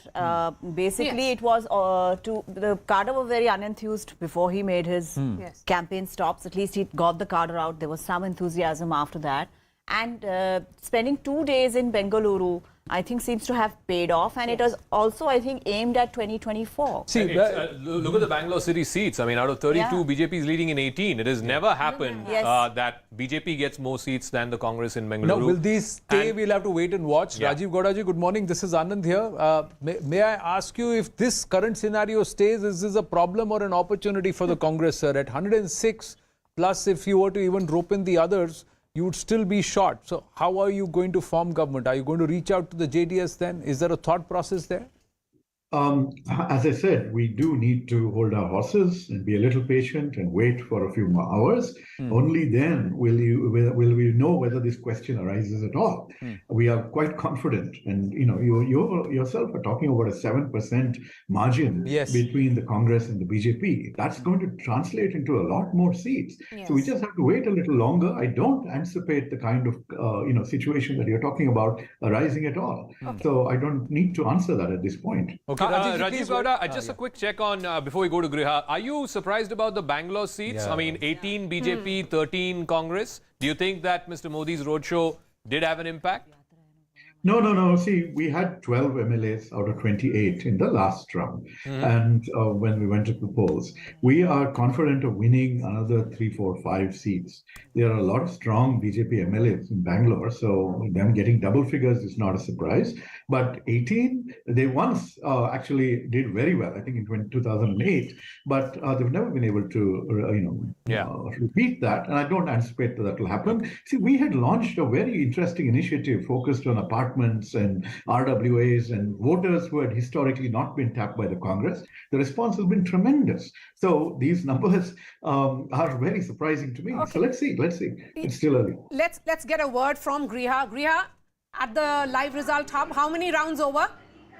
Okay, so different constituencies, different counting rounds that are currently on. We have a word about DK Shivakumar. The lead that he has is massive, Maria. 25,406, that is the number of votes he is leading with. Right now, their fourth round of counting is currently underway. And if we look at Shikaripura, the Vijendra has only managed to make a steady lead. Earlier it was 1,600. Now the vote percentage of number of votes that he's leading with has gone up to 2,000. So that's the lead that he's maintaining. If we look at HD Kumaraswamy, his lead has also increased massively. In Channapatna, 14,400 votes. That's the number of votes he's leading with. So DK Shivkumar and HD Kumaraswamy will retain they will win there, it's comforted. Like I said, sun will have to rise from the west for HD Kumaraswamy to lose Channapatna. So that is proven there. Yes. But yeah.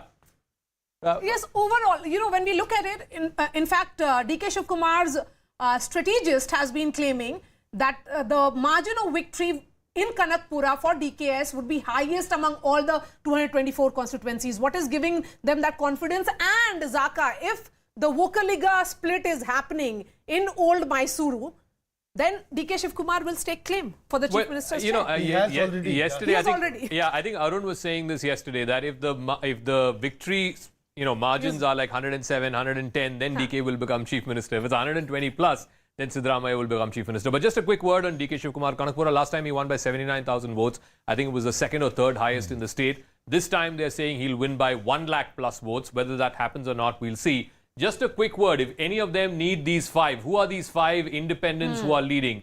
Gali Janardhan Reddy is leading, of course. In Gauri Bidnoor, we have Puttaswamy Gowda, who's leading.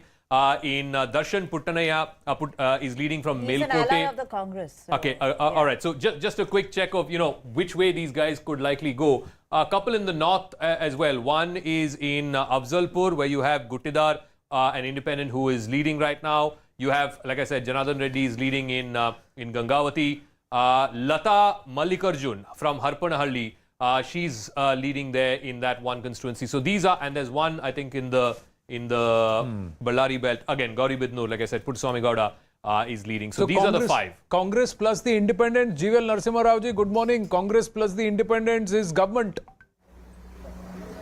Right now, this scenario stays. Good morning, Anand. Good morning, Anand. It only shows, today's trend so far prove that the so-called big majority for the Congress party and the rout for the BJP that was estimated only a few weeks ago has certainly not proved to be right. We have done far more creditably than what anybody else expected us to do. In terms of even vote share, our vote share on the Election Commission side shows that we have improved our vote share compared to last election. Yes. Certainly it appears to be a hung house. Nothing conclusive can be said as of today, as of now, but it's heading towards a hung assembly. Yes. And those who predicted a big win for the Congress party certainly need to relook at their What about those who predicted a big win for the BJP? No one predicted a big win for the BJP for that matter. The BJP was confident of emerging ahead of the Congress party because we could see that our vote share our support in the electorate was improving, which is also borne out by the vote numbers. But if the Congress manages to win significantly more votes than what they did last time, that could only be because somebody else. What is becoming also clear that because the BJP is making gains, say in Bengaluru and in other pockets where the Prime Minister campaigned, this number would have been perhaps more less had it not been for the Prime Minister carrying the entire elections on his shoulders for the party. Maria, I couldn't agree with you more. Certainly the impact of because a state which has never returned a government for many decades, possibly for nearly 2.5 decades, you cannot even put up a creditable performance like this when you were actually fighting a fairly significant amount of anti-incumbency that was all evident. It's purely because of it's largely because I would say of the Prime Minister's campaign image and the national leadership's role. We have certainly put up a creditable performance. Our increase in vote share is even evidence of that. Yes, because the Election Commission website, as you were pointing out, is actually showing 36.5% vote for the BJP and 43.4% for the Congress at the moment. We are going straight to the live result hub. Griha is joining us live. Yes, Griha. It's Maria. We're getting to know that Nikhil Kumaraswamy is trailing right now by 4,108 votes. Right now, the number of votes that he has got are just 25,921 and still trailing by over 4,000 votes. A big update there coming from Ramnagar. And there is another update from constituency number 71 from Dharwad Rural, where there is a Congress lead. So Vinay Kulkarni is leading from Dharwad Rural. Okay, Zaka? Just a quick check on Channapatna and Ramnagara as Griha was saying. In Channapatna, H.D. Kumaraswamy currently is in the lead, but in the neighbouring Ramnagara, Iqbal Hussain of the Congress has just taken a slender lead. Just a quick check of where the whole Vocaliga vote is as of right now, and where the JDS is losing. JDS has lost 7% vote share compared to 2018. 7% vote share, down 12 seats in this belt. That has been evenly split. 4 to the BJP and 7 to the Congress. So in a sense, in the Vocaliga dominated seats, the BJP has made inroads, maybe not to the extent that the Congress did, but just take a look at this wider map. And like I said a moment ago, the Congress leading in almost all of those constituencies. Just quickly run through: Kanakpura, DK Shivkumar leading, Ramnagara, Iqbal Hussain leading. Then you got Magadi, CH Balakrishna of the Congress leading. Dr. Ranganath is leading from Kunigal. Then you have the neighbouring constituency from Nagbangla. You have Chelluvaranayaswamy who's leading. What's also happened, Ravi Kumar Gowda is leading from Mandya. In Maddur again, I saw a Congress candidate leading. Udaya KM of the Congress is leading. What's happening is all of these seats, both their big leaders, Shivkumar from Kanakpura and of course you have Siddaramaiah from Varuna, both of them will have an impact on some of those neighbouring seats. And you're seeing that happen here in this old Mysore belt. Griha has more. Zaka, we're getting an update. We know how many of the leaders have shifted to political, turned political parties. Right now, we're talking about a BJP turncoat. This is the constituency number is 62 from Gangavati. He's not joined the Congress. He is contesting as an independent, and he's right now leading with over 2,800 votes. We're talking about Janardhan Reddy. Gali Janardhan Reddy, yeah. Yes, and constituency number 62, fourth round of voting currently underway, and over 2,800 votes is his lead. He's fighting as an independent. It's fascinating. Janardhan Reddy is leading as an independent from Gangavati, but his brother-in-law Sri Ramlu is trailing in Bellary Rural. His brother Somshekhar Reddy is also trailing in Bellary City. So both, some big names are getting trounced. Here all again, it is third, fourth round of EVM counting. Yes. So all of this, they believe, a lot of them are believing that this should change eventually when we come to 8-9 rounds. We'll have to wait and watch. As we don't know the margin of the difference of votes. If it's less than 3,000 votes, then it's not going to. An update on Basavaraj Bommai, and then I'll come back. Yes, Basavaraj Bommai. Yes, Priya. Okay, Basavaraj Bommai is leading by over 20,000 votes right now. So he's winning that seat. A lot of votes, 20,000 votes, over 20,000 votes. That's the lead. Last time he won only by 9,000 votes, so obviously he's earlier it was around 8,000. It went from 3,000 votes. In 2 minutes, it went to 8,000, and now the lead has gone up to 20,000. See, as the boxes, as the EVMs are opening, a lot of scenarios could change, is what some people are expecting. Some believe that it's only going to going to consolidate. Yes. Just an update, Rajiv Gowdaji, so far, there's a tech update that has come from our team where they're saying Congress is leading in 41 of the 75 seats, which reported a voter turnout of more than 80%. Jeeval Narasimha Rao, please weigh in after Rajiv Gowdaji. BJP is leading in 35 of the 60 seats, which reported a voter turnout of less than 70%. How would you infer this, Rajiv ji? Well, the straightforward inference, Anand, is to say that people came out with a lot of anger, and that's why you have such a large turnout, and that's why you have such a positive set of numbers for the Congress party. That seems to be what a straightforward interpretation would be. Yeah, Jeeval Narasimha Rao, so that means there are voters who have come out to vote against you, clearly. No, Anand, that would not be the right way to analyze any voting trends. Always you should look at the differences over time. There are some districts, some constituencies which traditionally report higher turnouts, and there are some which report lower turnouts.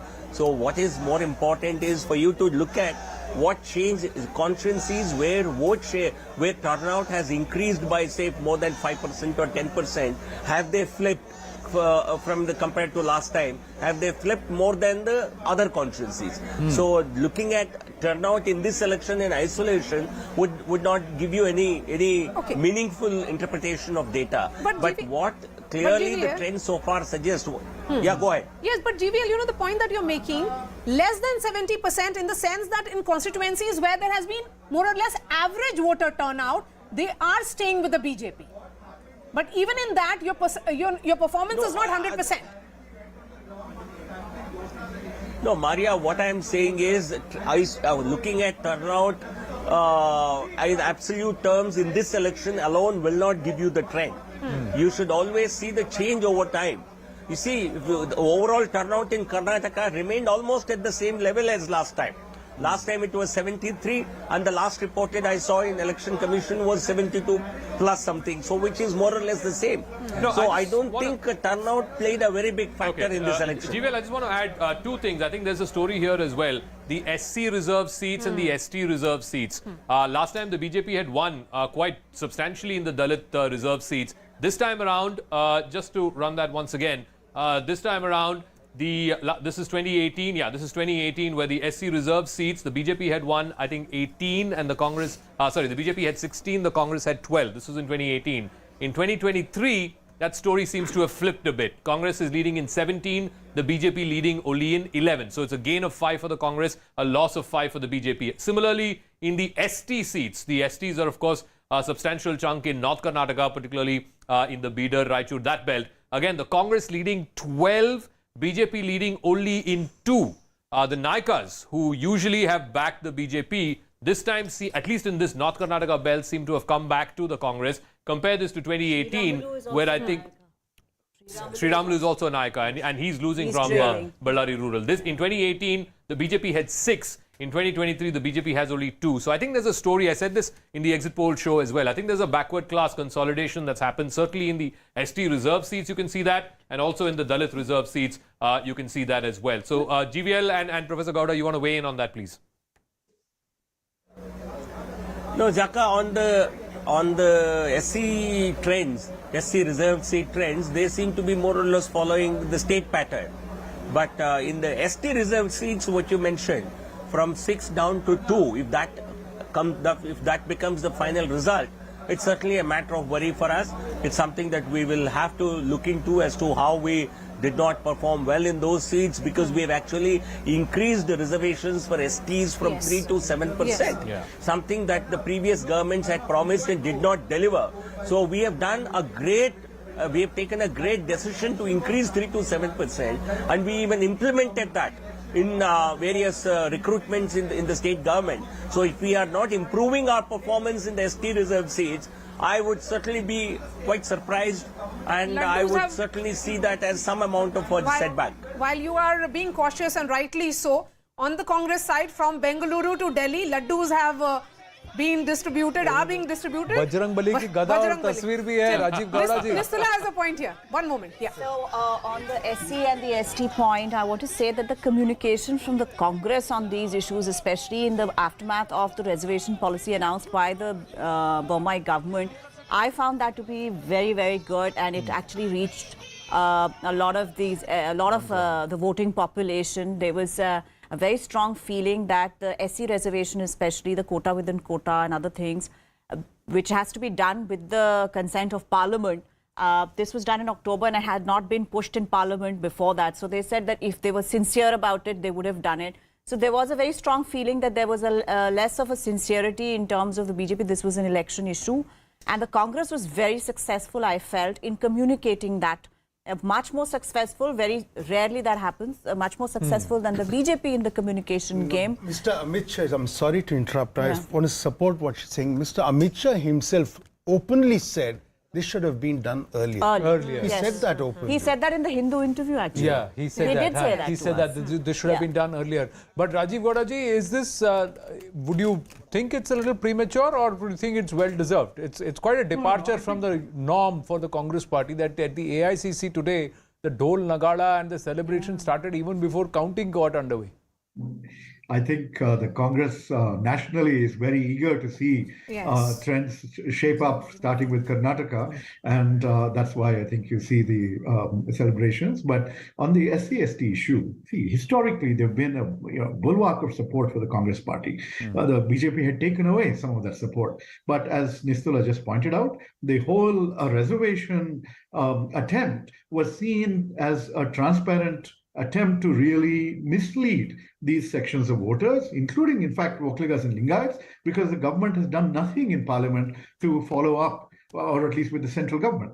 Now, The other effect that you need to look at here is the Kharge effect. Hyderabad, Karnataka, Kalyan, Karnataka, the tallest leader from there is Sri Mallikarjun Kharge, who is a Dalit himself, and therefore seeing a sort of groundswell of SC support across the state in recognition of the Congress's honoring Sri Kharge with the national presidentship is not surprising at all. Further, the ST votes are also coming back because, again, we are seeing that an inclusive agenda is something that characterizes the Congress, and certainly we have made no attempts to try and fool the people with, false promises of reservation. Like Pratap Kanagal of the JDS is also with us. Pratap ji, looks like Vipaksha, no Sarkara this time. No, it's I didn't get you the last word. What you said? I said Vipaksha, no Sarkara. Okay. Anyways, it's for us, we would like to wait till maybe 1:30, 2 o'clock. We'll get a clear idea. But as far as the numbers, what we have been what numbers, what we're getting right now, it's really disappointing. But we are sure that we will by towards the end of the counting, we will cross at least 40, 45. You still believe, even after 5 rounds of counting almost everywhere, you still believe that the JDS will move from 27 down 10 from the last time to 3+ from last time to 40? Yeah, we believe that, yes. That's what the ground report from our party and our candidate says that. And so we'll wait for the final result, and then we will... I'll bring in Nalin now. Nalin, there is an interesting, insight, as Anand was saying, is coming from our tech team. They are saying that the BJP appears to have an advantage in geographically smaller constituencies. So less than 100 square kilometer and generally urban. So, that's what we are seeing perhaps also in Bengaluru play out. It is leading in 23 of the 33 smaller seats. So I think if you look at the urban-rural split, then I think last time the BJP did far better in rural areas. It did well in urban, but it did far better in rural areas. This time, the BJP is in urban. Let me just look at the urban split immediately. In the urban areas, the BJP is ahead. It's around 33, 35 seats in the urban areas. Congress is on 21, 22. But when you look at rural areas, the Congress is doing far better. So there is a urban-rural divide coming up in Karnataka now, which is different from the last election. The Congress is ahead in the majority of rural seats, around 95 odd seats. The BJP is ahead in about 44 of those. That's a major difference. The BJP is held on in urban areas to more or less held on. Bengaluru actually. Yes. Gained in Yes. Massive gain in Bengaluru. It's held on in coastal Karnataka. It's done better in Bengaluru, but in rural areas is where the Congress has surged. And North. Griha has an update on Siddaramaiah. The BJP slipping to 81 leads. The Congress moving up to 109 leads. The JDS again inching up to the closer to the 30 mark with 28 leads. Yes, Griha. So we have an update on Siddaramaiah. Anand, we are getting to know right now for Varuna, the first round of counting is underway and Siddaramaiah is currently leading by over 2,700 votes. We also have an update on Priyank Kharge, who is leading from Chitapur. We yet do not know the number of votes. There's an interesting update that's also come in from Afzalpur, constituency number 34, where there is a battle between two brothers. One of them, a BJP turncoat, now fighting as an independent, and he in fact is leading, defeating his own brother. Right now the lead is like Nitin Guttedar, who's fighting as an independent, a BJP turncoat, is against his brother Malikai Guttedar, and Nitin right now is leading from Afzalpur, constituency number 34. All right, just a quick check. You know what the Varuna effect is. This is Varuna, right? And he's leading by 2,500 or something votes. His son won last time by close to 60,000 votes. They're hoping that margin will increase. What the Varuna effect is, you look at all the neighboring constituencies. You go further south, Chamarajnagar, the Congress is leading.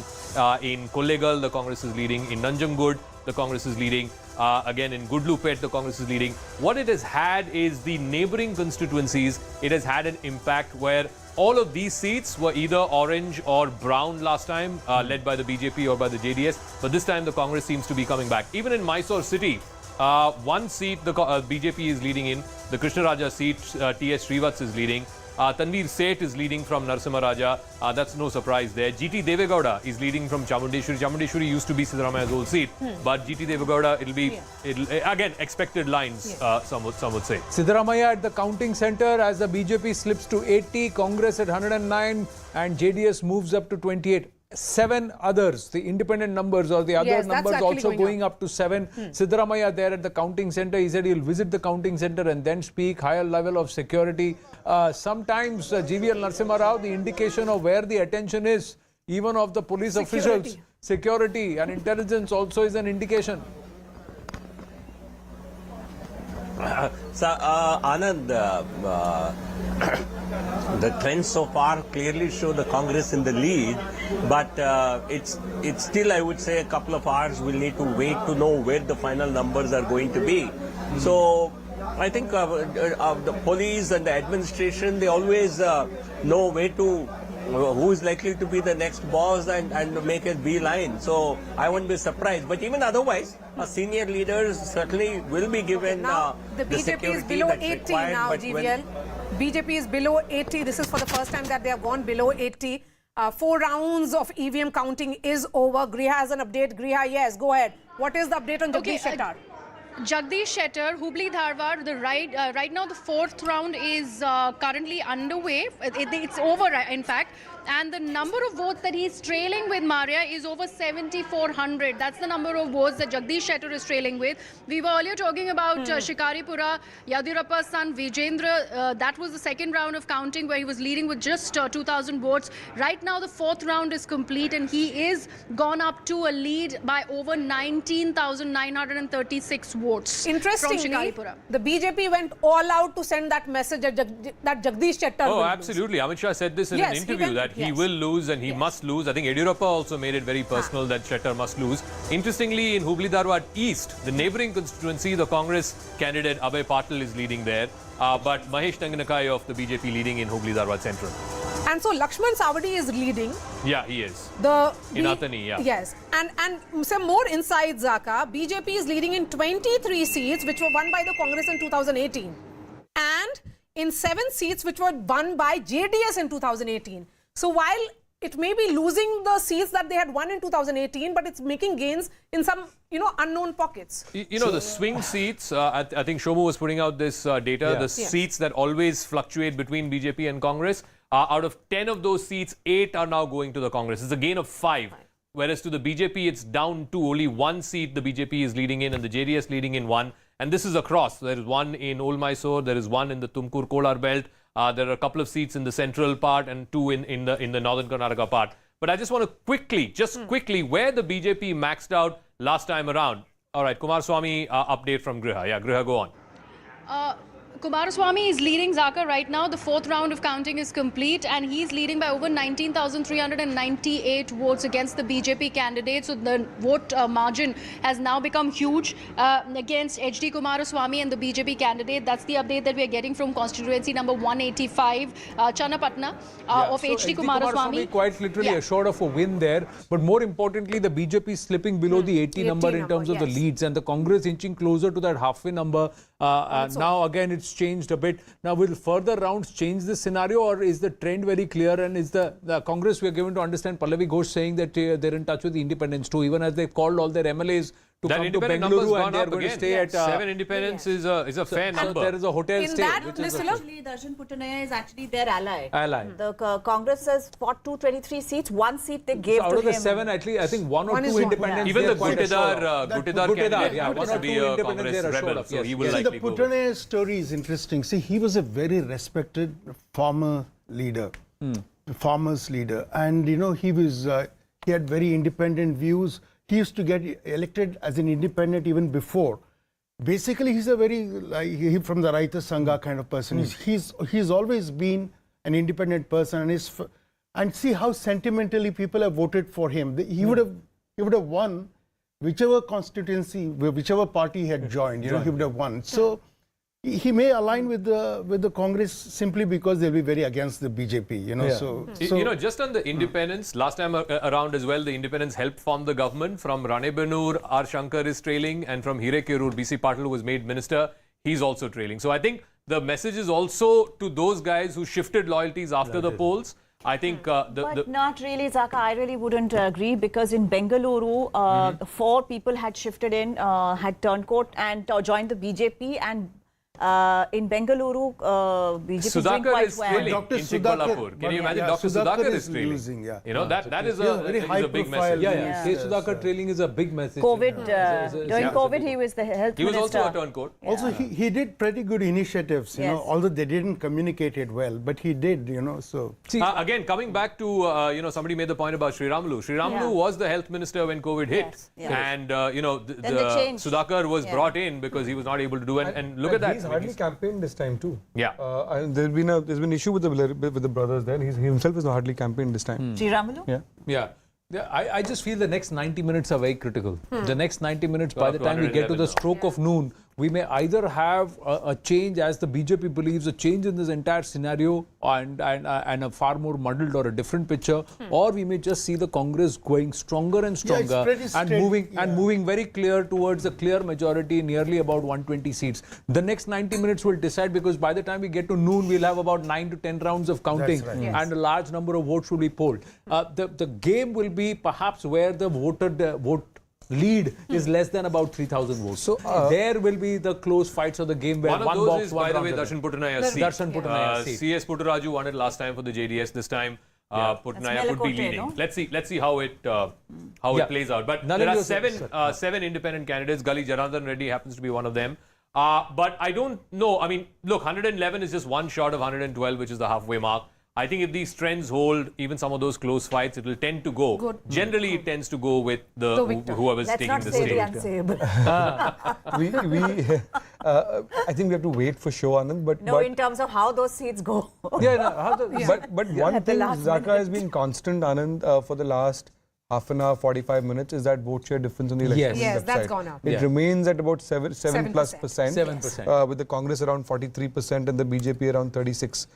And that's remained constant for almost 45 minutes to an hour now. Correct. I was waiting. Yeah, so it's 43-36. BJP is more or less where it was last time. This has gone up by 3 plus 2, 5%. But look at this. From 18%, it's fallen down to 13%. This is the JDS's vote share. And consistently, there used to be a 20% plus party. It's a bit like the BSP used to be in Uttar Pradesh, right? The 20% plus party, a 1 in 5 votes for that party. That's consistently come down. It's now from 1 in 5 in the last decade or so. It's gone from 1 in 5 to 1 in 10.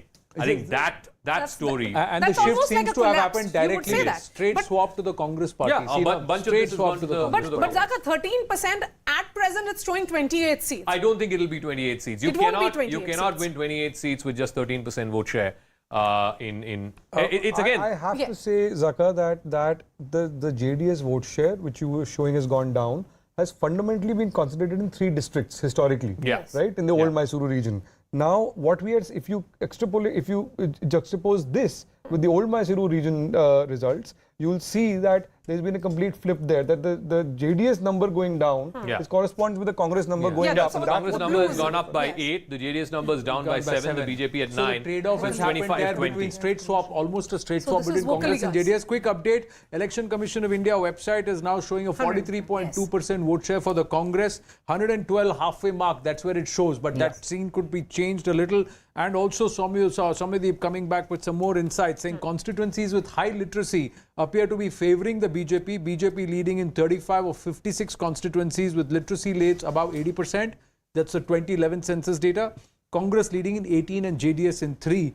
And out of the 7 constituencies in Mandya, the Congress has actually gained 3. So more inputs coming through from Didn't our win team. a single seat in Mandya last time, if I remember. They didn't win a single seat in Mandya district and so this time they've got, and Hassan, out of 7, JDS is actually trailing, leading in 4 and trailing in 2. 2 from the last election rally. Both districts considered to be the party's political capitals. So interesting. Congress clearly in position right now, ladies and gentlemen, by noon to touch that 120 mark if this vote share lead continues to remain, this gap between the BJP and the Congress. Yes, Griha, you have an update. Yes, Anand. Sorry, I was just taking that juice break. We do need our energy drinks because we are running around since morning. And then tell us. Okay. So we are getting an update from Bangalore Urban, and this is from Chamraj Pet, constituency number 168, Zaka. Zameer Ahmed, Congress candidate, leading by 30,000 votes. Do we know the rounds, sir? Right. Quick update from sir before we come back to Karnataka. Big update coming in from Uttar Pradesh. BJP is set to sweep the UP civic polls. Yogi Adityanath, BJP say he's leading. BJP civic polls sweep is what we are given to understand. The latest numbers that are coming through at this point show very clearly that the BJP is set to sweep the Uttar Pradesh civic polls. The Nikaya Chunav that happened, Yogi is leading the BJP civic poll sweep. That's what we are given to understand. Big update. We will tell you the final set of settlement, how the numbers settle eventually. But right now, it is going the BJP way. The civic polls being swept by the BJP in Uttar Pradesh, led by Chief Minister Yogi Adityanath. Now, let's swing back to Karnataka. Okay, Prakash, you had a point. See, in Chamrajpet, which is one of the smallest among the small constituencies in Karnataka, certainly in Bangalore, Zamir there is very popular. He's always been there, but they fielded an IPS officer there. Was a former commissioner of Bangalore, police commissioner, Bangalore City, Bhaskar Rao, who first went to AAP. Yeah. And then he left. After he retired, he went to AAP and then he quit AAP and joined BJP. And he's been given that constituency. I don't think he had any time to work there. And generally people in Bangalore City are not very forgiving for people who change their minds so quickly politically. He will have to stay with the party and work there maybe for a few years. Quick thing, the BJP had tried about 70 odd faces, 75 new faces is what they said. And look at this, 41 of those seats the Congress is leading, the BJP leading only in 16, down 6 from last time. I'm not sure that experiment necessarily worked. No, but like you yourself said, many of those seats they were not going to win in any case. Of course. But Zaka, talking specifically about that Mandya region, out of 7 constituencies in Mandya, the Congress gained 3. Earlier it was 7 out of 7 for JDS. No, absolutely. They didn't win a single seat from Mandya. This is SM Krishna's home district, and this is where the Vocaliga dominance of the Congress party. But look at how it is now in southern Karnataka. The Congress has gained 8 from last time, and the JDS is down 7. The BJP is also down 2. There's one independent who's leading, which I think is Darshan Putnaya's seat. But again, I keep coming back. More than the Hassan Mandya belt, it is the greater Mysore belt where the Congress seems to be resting back seats. South Karnataka, DK Shivkumar said we will win 25 seats. That number is looking at 25 right now, Zaka. So DK Shivkumar will turn around and say, I deserve to be Chief Minister. Griha, yes. That's true. More updates on Jagdish Shettar. So that entire bid of him leaving the BJP, joining the Congress doesn't seem to be working, Anand, because he is trailing by more than 16,000 votes, is what we're getting to know from Hubli Dharwar. Right now, the kind of votes that he has on the 5th round of counting, Shettar, right now the votes that are being counted, 10,655. Mahesh Tengikai, on the other hand, is on 27,459. Griha, quick update. Can you please check and say how many average number of rounds, how many rounds have been counted? So this is average, how many more to go? 5th round. Average is 5th round. 4th and 5th round counting going on. Overall, how many rounds? So I think it'll go up to 6 or 7. Overall, kitne rounds honge, sir? How many rounds in all? 10 more to go. More than 10. More than 10. More than 10. So this is on 5th or 6th, 4th or 5th right now. 4th or 5th. So at least another 5 to 6 rounds of counting more to go. So more than 1 lakh vote yet to be counted in most of these constituencies. Yeah. That's a fair assessment to make. And that's the reason why when we say Jagdish Shettar, if the margin has gone up to 19-20, by 11, it's almost that he would be losing that constituency. Yeah, anybody opening up a 20,000 plus or nearly 20,000 yes. plus in an assembly election, it's highly unlikely. That's a high margin. A quick check on the Belgaum seats. Yes, I was just checking. Ramesh Jarkiholi is leading from Kittur. No surprises there. Neighbouring constituency, his brother Satish Jarkiholi of the Congress is also leading. Lakshmi Hagbalkar seat, which is the Belgaum rural seat, which has become a bit of a battle of egos and pride. She's currently leading in that seat. Just a quick check on the Nippani seat. Nippani seat is now being led by an NCP candidate. Uttam Rao Saab Patil of the NCP. Presume he will go with the Congress if he wins. But I think in Kittur, Karnataka, and I think this is one of the stories of this election. In Kittur, Karnataka, last time the BJP getting 34 out of 56. This time it's the Congress 32 out of 56. The BJP down from 34 to 22. So this is Kittur, Karnataka, where the BJP was hoping for that consolidation also of the Lingayats. Yeah. So that question, as I told you, Maria, when we discussed during poll of the polls, the question that we started with at the beginning of the campaign, Congress was able to keep to that question till the end. And I think that has paid off for the Congress. So even if Mr. Shettar is trailing, the symbolic sort of effect that was being required by the Congress by kind of co-opting him in his party seems to have worked for them. Yes. Yes, Griha. Yeah, we have an update on Lakshman Savdi. Again, a BJP turncoat, now joined the Congress. He is benefiting the Congress party. He is, by the way, leading by a huge margin. The margin is over 25,000 votes, Maria. Right now, the number of votes that have been counted that are in his kitty are over 40,225 votes. And this is the 7th round of counting that is happening in Athani. So what worked for him? No, what worked for, last time when he won on a BJP ticket, he won by a margin of 2,300. So right now, he's leading by 25,000. So I think clearly, look, rural parts of Belgaum, Bagalkot, Bijapur, that whole North Karnataka belt, the rural parts, it seems like, the Congress has made some significant inroads. Like I said, in Kittur, Karnataka, it's flipped almost. The Congress is at 32 out of 56, the BJP only 22 out of 56.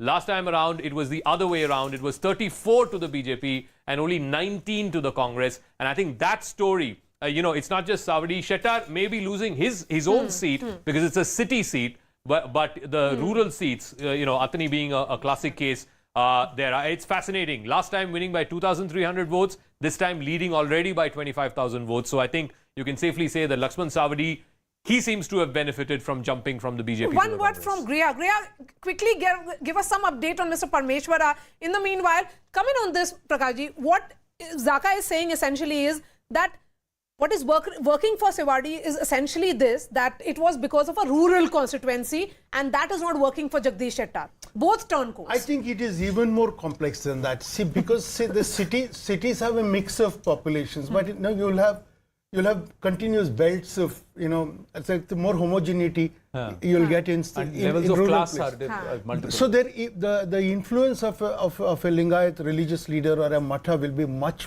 stronger, much more in those rural parts than in cities. I think they'll hold sway.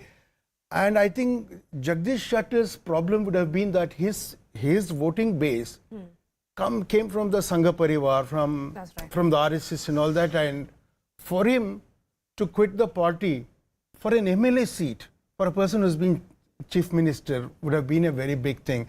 That kind of the problem would not come to accrue to, say, Lakshman Savdi. But one aspect, we've got Dinesh Karnik ji, Captain Ganesh Karnik with us. Captain Ganesh Karnik, rural Karnataka is voting against the BJP. 113.75. 113.75. Congress in clear position. Congress has simple majority at this point, ladies and gentlemen. As per leads and results, Congress has simple majority at about 10:47 a.m. As per the leads and results hold, Congress has simple majority in Karnataka. The BJP only at 75 leads and seats at this point. The JDS at 29 and others at 7. Congress past the halfway mark, and if these trends hold, they should go towards a comfortable majority. Rajiv Gowda ji, moment to savor, 10:47. Confidence of the Congress party manifest on the leaderboard. Well, I'm happy to see those numbers. I'd like to see another 10-20 seats added to our kitty. So I'd wait to celebrate for another couple of hours. Thanks. So you still first win comes in. Yes, Griha. Yes, Griha. Okay, Chitradurga, we're getting the first victory from constituency number 98, goes to the Congress party. In fact, counting? Still counting. It's called Challakere constituency. T. Raghumurthy of the Congress. I believe he is leading in that constituency. Okay, and as per the Election Commission website, it's 114 for the Congress, the BJP at 71, Independents 3. And the JDS is at 32. 32. JDS. So they have more or less, it's not that bad as they have not slipped below 30. So what is the percentage? So it comes from when you look at the overall Karnataka. So the percentages on the Election Commission right now are 43.1% for the Congress, 36.1 for the and BJP, 12.9. 12.9 JDS. So then in that case, 12.9 translating into 30 or even 29. No, but I think it'll come down. I think many of these are close fights. These are in southern Karnataka. What is surprising for me is JDS has got 3 or 4 seats In other regions, Appa Gowda is leading from Basavana Begadi, again on the JDS seat. You have from Devdurga, Mr. Karema is leading of the JDS ticket. From Gurmeetkal, Sharna Gowda is leading. So some of these people are folks who've not been given tickets either by the Congress or the BJP. From Aurad, again, Prabhu Chavan of the JDS is leading. JDS is leading in Bidar, is leading in Badami. That's what I'm saying. So it's outside its traditional belts. 28 seats out of the 1212 Good morning. Not a very good morning for the BJP, the way the scoreboard is looking right now. Congress way past the halfway mark, 116 leads. BJP only at 74 so far. Sir, let us see. It is still very early to come to. It's a very closely fought election. Now Congress party is leading. We agree. The Congress is leading in most of the constituencies, and we are in the second position. Let us see. Wait for. You are saying you will make up 38 seats, sir. You are saying you will make up 38 seats. Rajiv Gowda ji, Ashwath Narayan ji believes 38 seats. This gap can be narrowed. 38 seats to 112. I don't think so. You can't say. Even last time, see, in the 2018 election, in 2018 we were leading in 125 constituency. But Mr. Ashwath Narayan, what do you think? What do you think did not work for the BJP? What are the reports that are coming in from polling counting centers? We in the state we were not the good work what was done by our government. We were not able to showcase it very strongly. Probably we could have done it much more strongly because Bharatiya Janata Party, we have done extremely well as in a government. We have done extremely well. It is disheartening to see Congress Party leading. Anyway, we need to accept the verdict of the people. Let us see, wait and watch. The rural-urban divide is also very visible. That the BJP seem to be doing well in urban centers, and the Congress is taking away those rural pockets from you. We are doing, actually, the acceptance of Bharatiya Janata Party is extremely good, to be very frank with you. This election, we need to analyze much seriously and deeply how things went wrong. And I am of the fullest confidence. Bharatiya Janata Party has done extremely well. We can debate, discuss in all aspects. Congress Party per se, I don't see, though the verdict has come in their favor, we need to accept, but it's a party, it will be a disaster for the state of Karnataka. Dr. Ashwath Narayan, just a quick question on the Bangalore city seats. Yes. It seems like the BJP is doing better than last time. 16 seats where BJP is leading, 15 seats where Congress is leading. In Malleshwaram, last time I think you had a 50,000 margin. This time, what are you expecting? Definitely, we are looking for the same margin in this election also. We're looking for the same, achieving the same margin. Let us see, we are still, the 8th round is completed. We are having more than 20,000 lead is there. But Bangalore city, out of 28, what is your expectation? Out of 28, right now you're leading in 16. Yeah, we are expecting 16 to 17 constituency in the city of Bangalore. We are planning to win not less than 16 to 17 out of 28 constituencies in the city of Bangalore. Rajiv Gowda ji, would you see that as a setback in Bengaluru, or would you look at the overall numbers and say that we will take this? I think that we would be happy with winning the state, but we've put in a tremendous amount of effort to win the city as well. We've reached out to apartment voters, RWAs, and of course, we've always had this wonderful connect with the poorer sections of the city who have really benefited from Congress governments and our welfare schemes over the years. So it would be a big disappointment if 16 goes to the BJP. I am actually expecting the numbers to be reversed and Congress to get 16 plus in Bengaluru city. I don't think that when Mr. Ashwath Narayan talks about BJP's good work, their good work in terms of raising commission rates to 40%, that is what the people of Karnataka have really paid attention to, and that's Corruption really Commission is Congress Party. Thank you, Ashwath. You'll be seeing this ATM. Don't worry, Mr. Rajiv. Your party is a ATM. Yours is a corrupt to the core. ATM or not, right now, nothing but a corruption party. PCM seems to be hurting the BJP. You will be such a disaster party. Ashwath Narayan ji, such a right disaster now, party. You are, Ashwath Narayan ji, right now, PCM seems to be hurting the BJP. I don't Your party, 100%, 40%, 60%, all belongs to you and your party. Okay. The vote share gap between the BJP and the Congress is now 7%. Ashwath Narayan, something must have gone horribly wrong in your campaign. Or you failed to convince the people of Karnataka for double engine. That was the calling card. No. See, basically, Bharatiya Janata Party is more strong or having more presence other than South Karnataka. South Karnataka, we were trying to expand in South Karnataka. That's how you can see even in the previous government, if you look at the voting percentage, the share of votes will be the same numbers. But when it comes to the numbers, always we used to have a better numbers. One moment. Probably we need to... Zaka has the numbers on South Karnataka. Mr. Ashwath Narayan, one moment. On the magic BJP has been trying quite a bit to expand into the Vokaliga belt, into the Old Mysore belt. But unfortunately, right now, BJP is only at 8 seats out of 57. The JDS at 18, but the Congress is at 28 seats. Part of it is the caste factor, no doubt about it, and Dr. Ashwath Narayan knows this. The BJP has been trying to project Vokaliga leaders in this belt. But I think what has also happened is, since both siddaramaiah and DK Shivkumar come from this belt, and a lot of losses have happened to the JDS as well. JDS is down 9. That has gone to the Congress, including Nikhil Kumaraswamy, by the way, who's trailing right now from Ramnagara. So I think one of the things that you're seeing in Old Mysore is a reversal back to the Congress of its fortunes. Griha has more details, particularly on the Ramnagara seat. Yeah, Griha.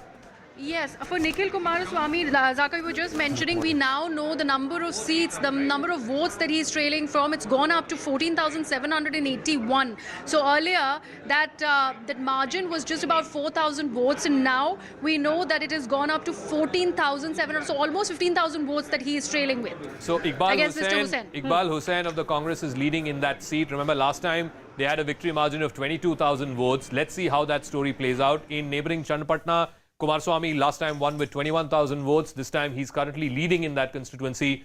But I think the story for the JDS is also in Mandya district, where they swept last time. This time they've lost 3 seats. Again in Hassan, where they swept last time, they've lost 2 seats. Yes, in Holi Narsipur, Mr. Revanna is leading. In Krishnarajpet, H.C. Manju is leading. From Hunsur, Harish Gowda is leading. From Chamundeshwari, G.T. Devegowda is leading. But really, I think the story is the gains that the JDS had last time in Old Mysore, a lot of it is going back to the Congress. The BJP still has some work to do before they can make serious inroads in that belt. Mr. Ashwath Narayan, you certainly would have wanted a triangular contest, but what is increasingly visible is that it turned out to be a bipolar contest towards the end, and those are rare visuals now coming in from the Congress headquarters, where their celebrations, which started perhaps at 8 a.m., is still continuing. Go ahead, Mr. Ashwath Narayan.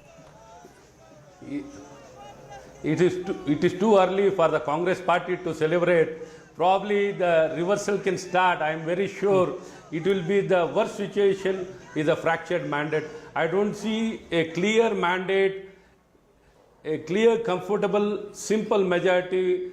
No party is going to get at present situation. What about JDS? And I think Congress, if we were to look at the numbers, Ashwath Narayan ji, if we were to look at the numbers right now, even if it is BJP plus JDS, still you are very far away from the magic number of 113. It is too early. It is too early. I am of all the confidence. It is too early for anything to be, the final numbers. Probably we need to wait for 2 more 3 hours. Then we'll come to the numbers, and full of confidence, Congress will no way come to the power in the state of Karnataka. What about JDS? You would have wanted them to fight a little better, perhaps, and ensure that they remain consolidated in their bastions. That was not to be. If you look at the numbers, our strategy was very clear. We wanted a strong presence to come on our own with a comfortable majority. That was our strategy. The JDS, whatever we have, we have taken much of the JDS vote in southern Karnataka. That's how you can see some numbers of Congress increasing. It is not because people wanted Congress in southern Karnataka. No. Congress is completely unacceptable. So because of the triangle fight in southern Karnataka, we are seeing some kind of numbers increasing for... Okay, okay. Thank you so much, Ashwath Narayanji. We'll have a perhaps elaborate chat in the evening. It's already a vote share gap of 7%, Zaka. Yeah, gap between the BJP and the Congress. It'll take a minute or so for it to load up. But I think one thing is very clear. The JDS's vote share is going down over the years. From 20 plus, they were 18% last time. This time they're 13%. The Congress is 43. The BJP is 36. BJP might have increased just a little bit. It was 36 point something last time around. It could be closer to 36, 37 this time. But 43, from 38 to 43, that's a 5% increase. JDS from 18 down to 13, that's a 5% decrease. Again, I keep going back to this. At 13% vote share, I don't see the JDS winning 27 or 28 seats. It might come down. Many of these are close fights. Many of them are under 5,000 votes margin. But the Congress's gain has largely come from the loss of the JDS. In the longer term, what is of worrying consequence for Kumaraswamy, for Mr. Gowda and his party is that this is now getting reduced to a 1 in 10 party. It used to be a 1 in 5 party before, a 20% vote share party, but now they're being reduced to a 1 in 10 vote share party, which I think is worrying for them long term. In 2018, at 36%, the BJP managed 104. Yeah. At 36% right now, they are at 76 seats. Yeah, but the conversion, it's a question of conversion. And I keep coming back to, North Karnataka, Central Karnataka, Kittur Karnataka, and, where the BJP maxed out. And I hope we can show this. It won big in Central. It won big in Kittur Karnataka, of course, in Coastal, which has always been the BJP's belt. I just want to take these two. This is where the election seems to have flipped. This time around, the BJP is down to just 31. Yeah. Down 23 from last time. The Congress gaining 21 of those 23 losses. The Congress had 45 out of these 80 seats. This is this whole belt, from Shimoga, Chitradurga, all the way up to Hubli, Dharwad, and then all the way to Belgaum, Bagalkot, Bijapur. This belt, where just look at the you see blues here, you see blues here. Look at how it was in 2018. It was saffron all the way here. It was saffron here. It was saffron here. Far less blues in 2018. This time, far more. I think it's seemingly turned in these two regions. Coastal, I don't think there is that much of a difference because the BJP continues to hold on to its sway. It, of course, swept last time around 10 and 3. I don't think there's any great change really there. See, they're minus 28 right now, Zaka, and the bulk of it has come from that Kittur. A bulk of it has come from Kittur, Karnataka. Kittur, Karnataka, and that's where they've lost a lot of place. Let's quickly look at the halfway number. Right now, the Congress way past the halfway mark, ladies and gentlemen, and that's what we will try and focus on at this point. There you go. Here comes the rockets in, and the Congress is rocketing in very, very, very, very comfortably past the halfway mark. 114 is where they stand at. They've actually gone up to 115 at this point.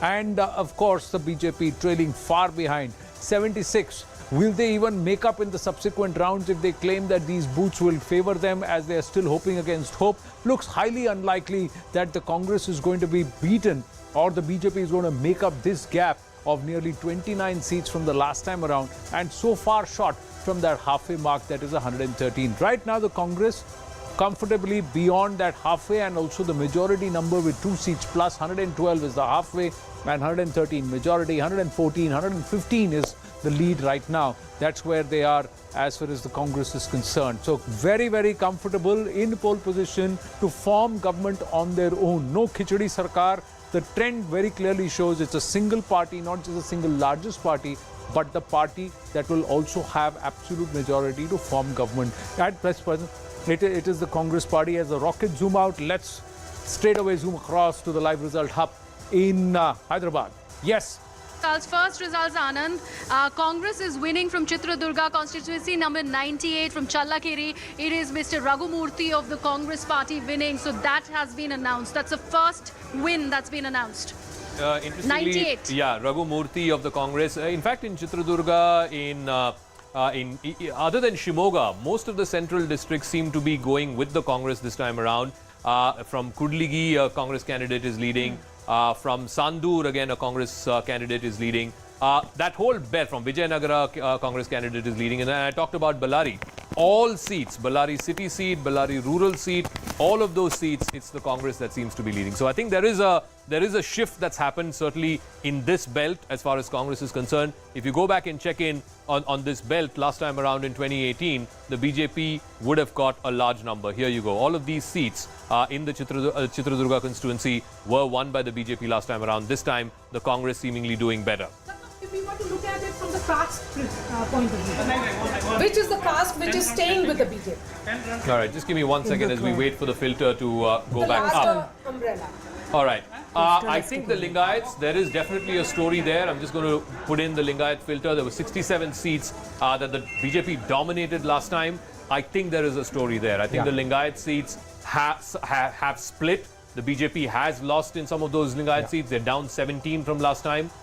They're down to 23, the Congress 37. And those Lingayat seats are concentrated in central and in North Karnataka. I think that's really a story. You just compare the blues to the saffron that happened last time around. Look at this. The whole thing, other than a few pockets of blue, the whole thing was saffron. This time it's almost the inverse of it. Zaka, if I may add to the Lingayat point, what we are seeing, because we saw the defections of some, Jagdish Chettar and others, you're not seeing a collapse of the Lingayat vote for BJP, but you're seeing a major erosion of it. Yeah. So it's got split. So the numbers are very clear. Vote as well. Exactly. So in coastal Karnataka, for example, Jagdish Chettar is losing, but Lakshman Sewadi is winning in the other seat, right? So overall, there is a major, there is a decline in the Lingayat seats for the BJP. It's not a wipeout, but there's a major That decline, is it only because of the leaders, or is it also because a lot of the Mathadishas, the Mathas among the Lingayats are not very happy with the way some of these Mathadishas were even asked for commission or bribes? The other aspect is the entire game of Panchamshali Lingayats, quotas for them. Did they actually vote? I think with removing Mr. Yediyurappa. All he quit, and suddenly we had a news break saying he had come to meet the PM. And he said, no, I just came to meet whatever. Then he goes back, and then the news comes out that he has quit as Chief Minister. And then all these Math people come to him, and there are all these visuals of him sitting with the Math. It's a very plain fact that this time around, a critical difference was made to the BJP's fortunes, especially among the Lingayat community, because it was not Mr. Yediyurappa who was fighting to be Chief Minister of the state. But, and was he actually campaigning to the extent with which it will do? Or would you look at the fact that these are also rural belts where the Congress's 5 guarantees came into play? Yes. The cost, 5 guarantees, the 2,000 rupee to the women, the Mahila votes, because a lot of these seats also have women voters who are dominant. Certainly, and if you see the rural belts and the interior belts, is there a certain level of dissonance saying that, or perhaps what the state should have done actually has not been done, irrespective of what the center was doing for this grouping? And the result may be different in 2024 Lok Sabha, but right now there is a certain punishment that had to be meted out. I'm just asking. There are two things. One is that when you look at many of these central government schemes, they matter in relative terms much more in North India than south of the winters, simply because there are different levels of living. No, saying no. But may I make another point? Here's an addition. So center and state, it will be different elections. So they are anyways benefiting from the central schemes. So this is an addition.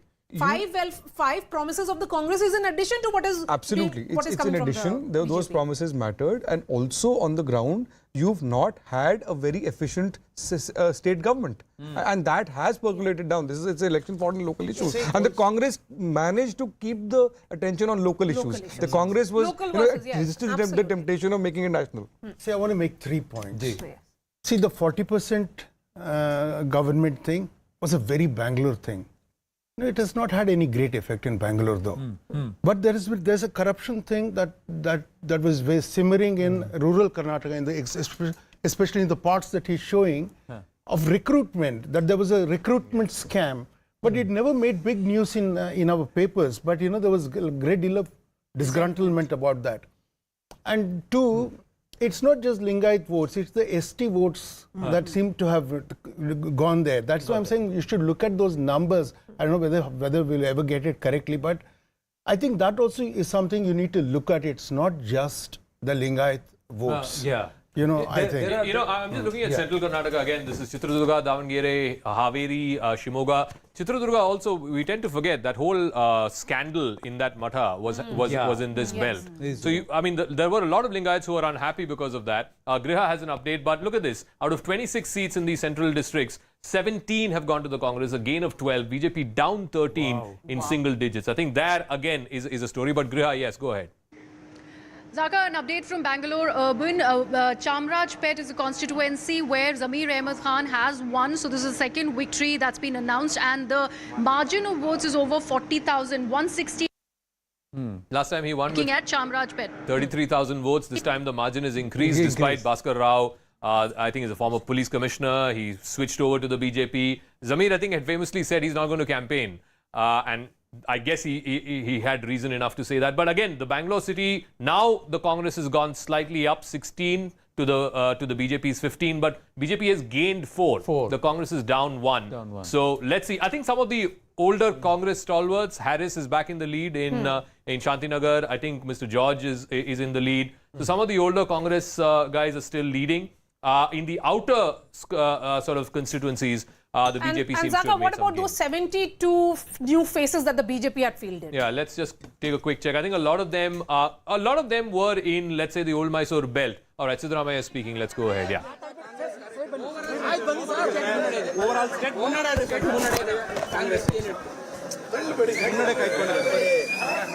Congress ಪಕ್ಷ ನಮ್ಮ ಅನಿಸಿಕೆಯಂತೆ ನಮ್ಮ ಲೆಕ್ಕಾಚಾರದಂತೆ ಮುನ್ನಡೆಯನ್ನು ಸಾಧಿಸಿದೆ. ನಾವು ಬಿಜೆಪಿಗೆ 65-70 ಬರ್ಬೋದು ಅಂತ ಲೆಕ್ಕ ಹಾಕೊಂಡಿದ್ದು ಆ ಥರನೇ ಟ್ರೆಂಡ್ ಇದೆ. ಈಗ ನಾವು 120ಕ್ಕಿಂತ ಜಾಸ್ತಿ ಬರ್ತೀವಿ ಅಂತ ಹೇಳಿದ್ದು ಅದೇ ಥರ ಟ್ರೆಂಡ್ ಇದೆ.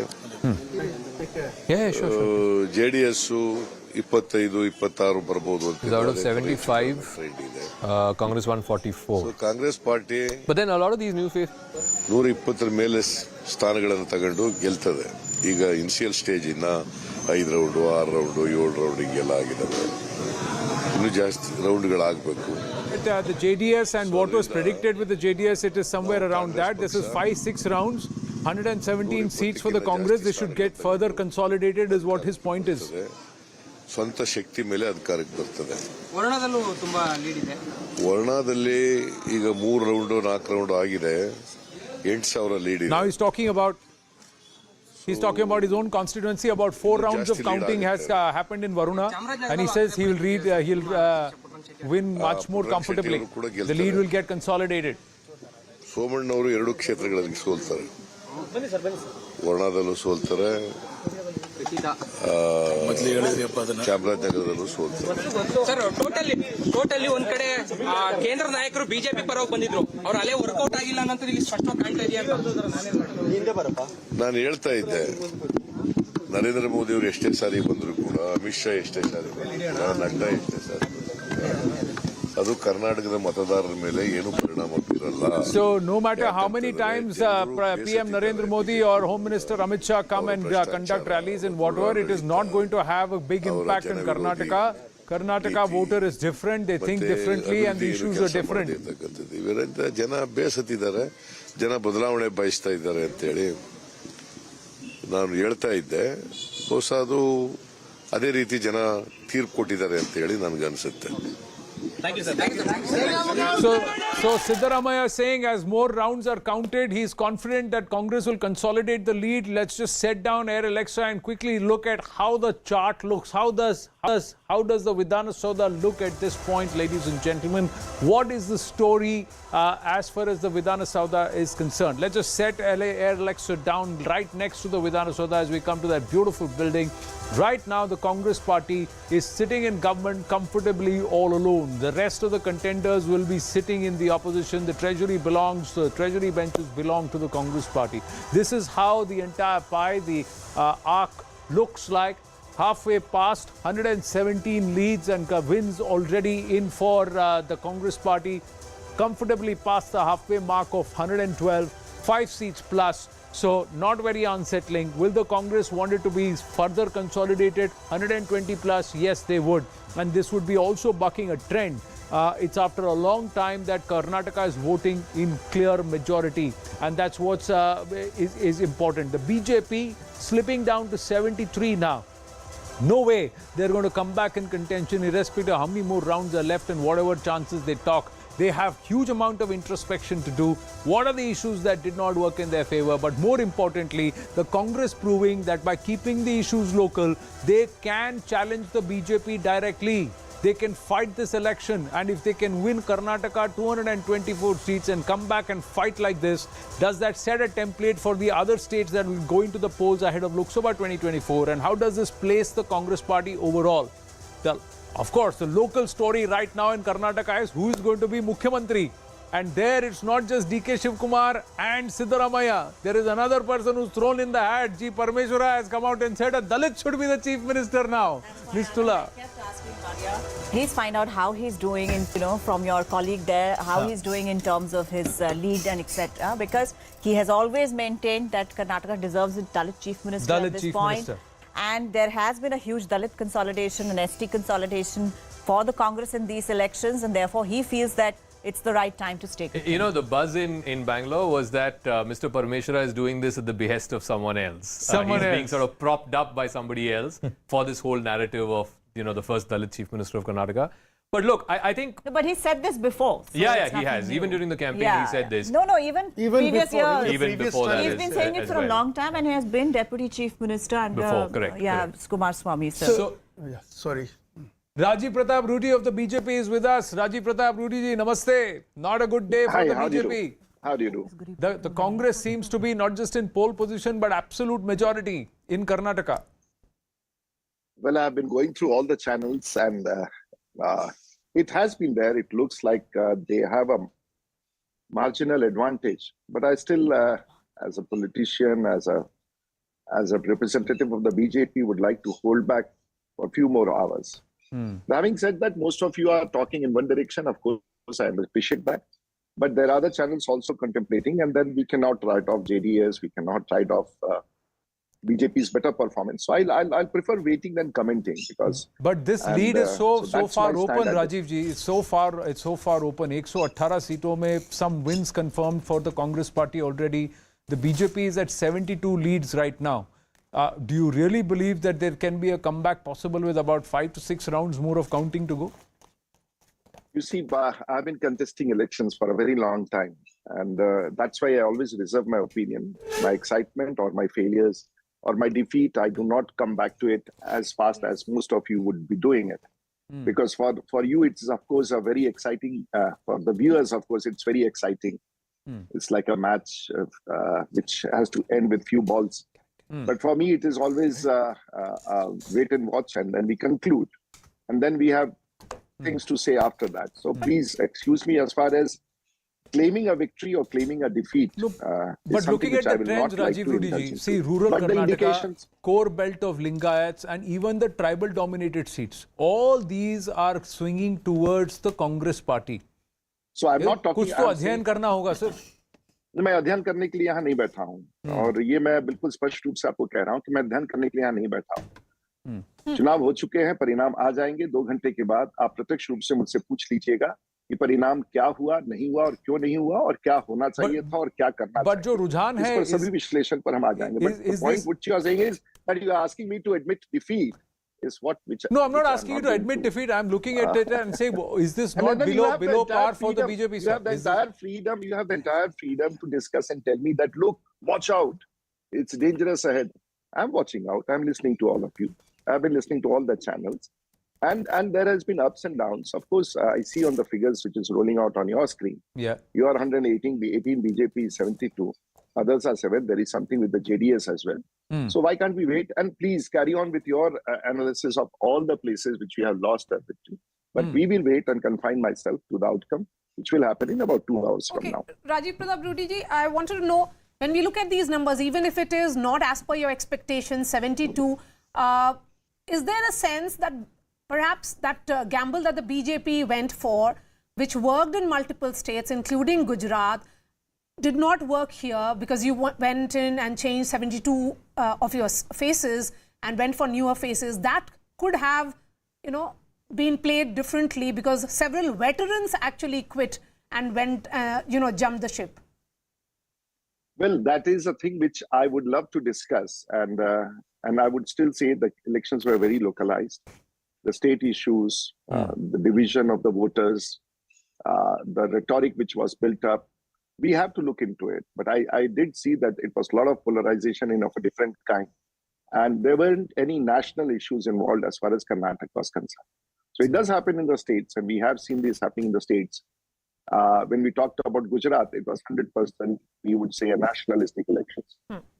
And when we look at Karnataka, it was an election voiced at that point of time and that state. So there is a difference. And we are not seeing a national mandate for these elections. So that is one thing which actually has been obvious in this election. But you would also admit... This is my take on what you have said. You would also admit, Rajiv ji, that the fact is that when parties are able to keep the issues local, the BJP finds it difficult. And the Congress now has a handle to show that by keeping the issue local, they can get the better of the BJP. This could be a kind of analysis on your part, but we always want to make it a national campaign, and which of course is a larger and a more profiled campaign. But unfortunately, the states do go for poised and pinpointed situations in the state, which we are seeing it. So every political party does have a strategy. I think Congress may have had a strategy, but at times it also doesn't work. And when local elections or the local politics aligns with the national politics, it becomes very different. And that is what I have been observing for a while. Another lesson perhaps for the BJP, as Rohan Gupta of the Congress party joins us, is that when you claim a double-engine Sarkar, then both engines have to fire on full cylinders. So it can't just be the Prime Minister and the centre, the front engine. The rear engine also has to do well. Rajiv ji? Would you agree? Rajiv Rudy ji, would you agree that when you claim a double-engine Sarkar, then both engines have to fire on full cylinders? You're asking me? Yes, yes. You're asking me, Rudy here? Yes, Rajiv Rudy ji, yes. Yes, of course. And I think you have got you got it very correct. And then if there is a disconnect, because we have a huge momentum, as I can see, even I come from the state of Bihar. Despite all the changes which has happened politically in that state, we see a huge momentum when it comes to the Prime Minister. And I think the Prime Minister did extremely well in Karnataka. But maybe the rhetoric which was built up locally was far too strong for the national campaign, which could have been, because Karnataka we have seen has been a lot of BJP for a while now. So where was the miss? I will still not admit that there is a miss at this point of time, but this needs to be analyzed, and local politics did prevail. But I think the effect and the impact of Prime Minister and his visits and did work in a very big way. What you say that both the states and the center, where we have a national government and the state government as well, interestingly, have to align itself for a larger purpose and a larger victory. Yes. So that may have been a miss, but it would be too early to analyze it as of now. Okay, Rohan Gupta of the Congress is also joining us. Rohan, the analysis certainly is, and as per the details that is coming in from our research team, that the Congress is actually sweeping the entire tribal-dominated seats. I mean, 10 of them are being swept by the Congress party. What do you think is working for the Congress in the state of Karnataka? I have been in Karnataka for at least 45 years. One thing is very clear. BJP needs to understand that they cannot fight all the state elections like in Lok Sabha style. You have to localize them. You cannot have same rhetoric, same issue, insult of Modi ji and all, because at the end of the day, you need to see what you have delivered to the people in the state. See, you should not forget that BJP was in power in Karnataka for 5 years. For them, it was very easy. If they had worked on ground, it was very easy for them to communicate to people. I think one of your panelists was talking about one engine working and other engine not working. No, both the engines have worked against Karnataka, whether it is GST dues or injustice to Karnataka on many ways. I have been here. The local issues of 40% corruption by state government had penetrated in the minds of people where BJP could not do anything. But Other thing is, it is more than your campaign of 40% corruption, was it also pro-Congress vote in terms of the 5 promises or 5 guarantees that you gave? I was about to tell you that. At the same time, when people knew that it's a 40% corruption government, we ensured before 1 year that all our 5 guarantees, they penetrate well with the people. Okay, people are not happy with BJP, but what is the alternate? You cannot fight and win elections always on negative narrative. You have to give strong alternate to people of Karnataka. That's what we gave. We did press conferences of all our CMs there of the delivered scheme in their state. Suppose Gehlotji came, he spoke about what we delivered in Rajasthan. Chhattisgarh CM came, he spoke about Chhattisgarh. Himachal CM came, he told that he finished. And is that what worked? We'll have to wait and watch. But clearly, the Congress seems to has the edge. Not just edge; it's touching that 120 number at this point. It's 119, so comfortably above the halfway mark and majority. Just one aspect, big news coming through. Rohan Gupta, one second. There's just an update that the BJP has lost the Hassan seat. JDS's Swaroop has won. That means this was a gateway into the Gowda bastion. Between Revanna's wife and Kumaraswamy's candidate. Kumaraswamy's candidate, by the way, HP Swaroop, he's the guy who's won. The BJP was hoping to make inroads in this Hassan belt. But look at the JDS seats. I mean, this is Hassan, like I said, Swaroop has won by, I think, over 10,000 votes. Neighbouring constituency, Revanna's constituency, Hole Narsipur, he's currently leading there. Again, neighbouring constituency, Arkalgud, A. Manju is leading from the JDS. Krishnaraj Pet, HT Manju of the JDS is leading. CN Balkrishna of the JDS is leading from Shravana Belagola. So they've got 5 seats in this district where the JDS candidates have won. And I think the Hassan seat was a prestige fight. It was within the family, and it seems like Kumaraswamy's candidate has prevailed. So Congress 120, we've got Shankarana of the JDS, and we also have Harish Upadhyay with that update. So yeah, just Harish, and then I'll bring it into the studio. Yes, Harish. So as Zaka was mentioning, clearly the BJP not able to win Hassan. Absolutely. Remember, Pritam Gowda was their hope. In fact, when we spoke to Mr. Amit Shah also, he said they're hoping to increase the number of seats in Hassan, and Hassan city was their gateway for this Gowda bastion, but they've lost that seat. There was a fight within the family itself. Remember, Kumaraswamy was backing Swaroop, Revanna was backing his wife, saying that it should go to Bhavani Revanna there. Finally, Devegowda deciding that it will go to the local candidate Swaroop then getting the support of Kumaraswamy, and now he is likely to win this by around 8,000 votes, and that's a huge defeat for Pritam Gowda. Even Mr. Amit Shah had campaigned there. The BJP had excessively focused on Old Mysuru. Mandya and Hassan were 2 crucial regions, and both these places they haven't made any gains. In fact, they've lost the seat in 40 seats plus from 2018 for the Congress. In fact, more than 40 seats, because if they were down, they were defections, they lost ground, but they've made such phenomenal ground. Now it's 119, 120. That's where the leads are. Just bringing it back, Shankarana of the JDS also with us. So JDS also losing 11 seats, Shankarana ji. So 37 to now 26, and you will be sitting in opposition if these leads hold, if this status prevails. Good morning, sir. Good morning. We are still hopeful and will wait till 2 o'clock. We are still hopeful and will wait till 2 o'clock. But one thing I would like to say, if Congress again gets a simple majority and forms the government, the people of Karnataka have lost a golden opportunity to have a regional party of its own. Because again, Karnataka will be run by the people sitting in Delhi, be it Khalsa Banduri issue or the border issue. And not only that, who will be the Chief Minister of Karnataka will not be decided by the people, but nominated by the Congress as per their whims and fancies. That is the worry. That is the reason I wished. No, but the Congress party fought these elections on a very local issues. It were the local leaders, Mr. Siddaramaiah, Mr. D.K. Shivkumar, who were fighting the elections. It was not anybody from centre. Even Rahul Gandhi, when he went for that Bharat Jodo Yatra, it was ensuring that the 2 leaders come together. The push and pull was not so visible. So how can you say that this is some kind of imposition of outsiders on Karnataka?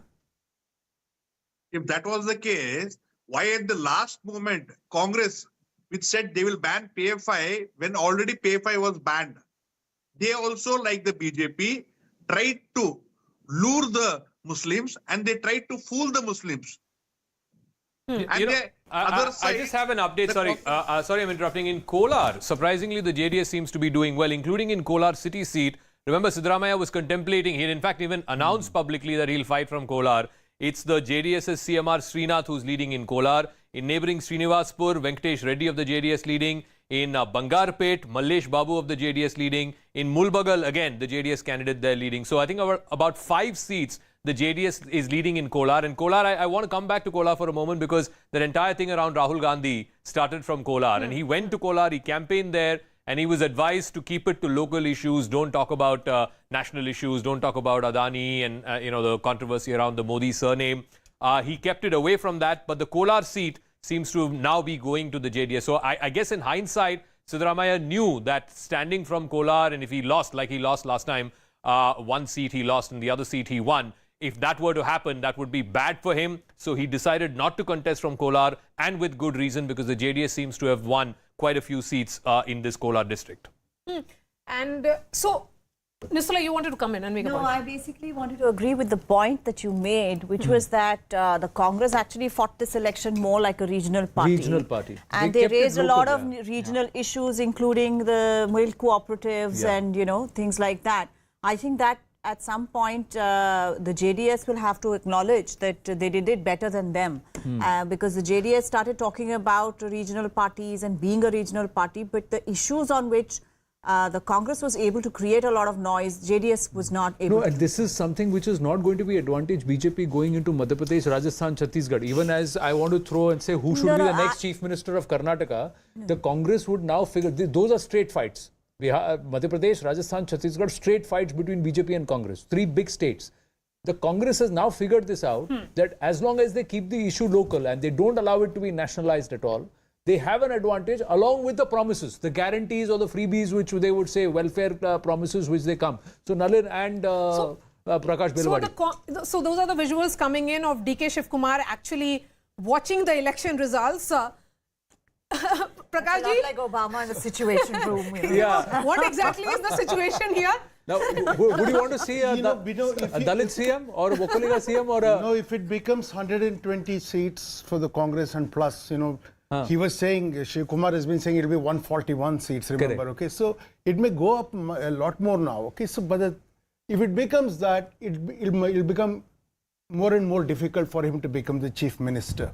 Then what will the story be? See, the tribal seats winning I'm telling you, that's an issue I don't understand, because something happened with that reservation idea, the internal reservation and all that, and it has put off the ST votes. I can't make out what has happened. So It's a massive, it's massive 15 seats. Full sweep. Yadurappa's house from the 12 ST reserve seats, 12 of them have gone to the Congress, only 2 to the BJP. And ST Naikas were a big, BJP vote bank, as it were. But look at this. I mean, it's a sweep. I mean, maybe it has something to do with the protests that were held outside Yadurappa's house in Shimoga, by the Banjara community. Signaled at that moment itself. Actually, as soon as the reservation idea was, they went and protested in front of Yadurappa's house. Yes, they did. Right. The Banjara community did. Yes. They said that their share of the pie was being taken away or reduced. It's about how you communicate that reservation thing. And Siddaramaiah then oversimplified it by saying 75% reservation. So went out and said everybody will be kept happy if I come back. Now, who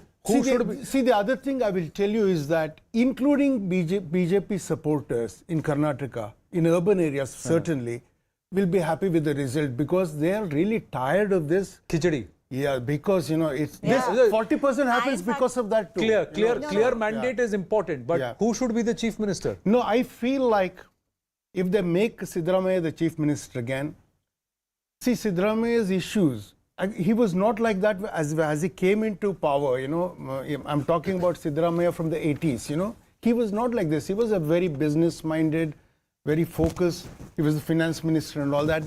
I don't know who got him to get into this identity politics thing. Now he's committed because he's made so many statements. He'll have to stick to that story.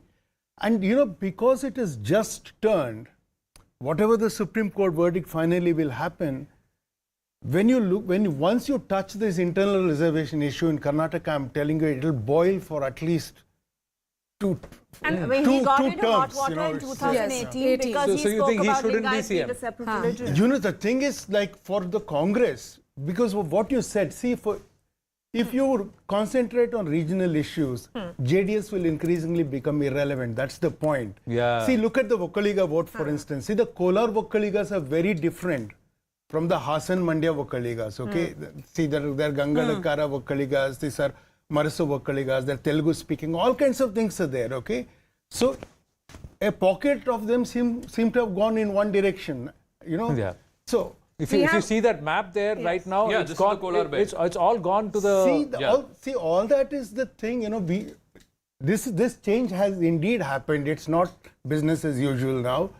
So, if a consolidation happens as a bipolar election, it is definitely advantage Congress because the old Dalit communities and the Muslim vote can come to them, and Siddaramaiah's Ahinda may work.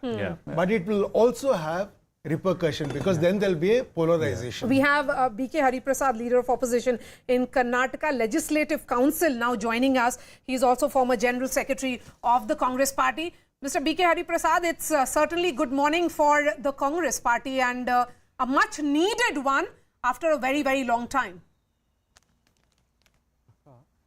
Great morning for the Congress and the country, Maria. The results has come out very clear that Congress is ahead of all the political parties in the state. BK Hariprasad ji, namaskara. This is Anand Narsuman here. Congratulations. It looks like you are all set to form government if this position stays. But does that also mean that the Congress now stands up and tells everybody that we can challenge and defeat the BJP in states in direct confronts? No, Bharatiya Janata Party is no issue. The so-called Vishwagurus and Chanukyas, the way they entered Karnataka during the elections, they had no face to face the people of Karnataka because they were never seen during the days of COVID. They never came around Karnataka when there was a flood and rain. When there was a landslide in Karnataka, nobody came in. And at least there was a tradition, whenever there is a natural calamities, Prime Minister, the Home Minister used to have an aerial survey. These people never turned up towards Karnataka. Only during the elections they have come as election machinery. And the people, of Karnataka, the most self-respected people.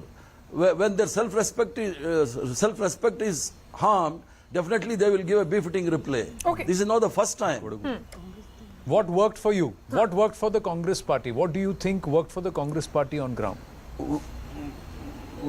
Well, it was totally against the leadership of the Bharatiya Janata Party at the center.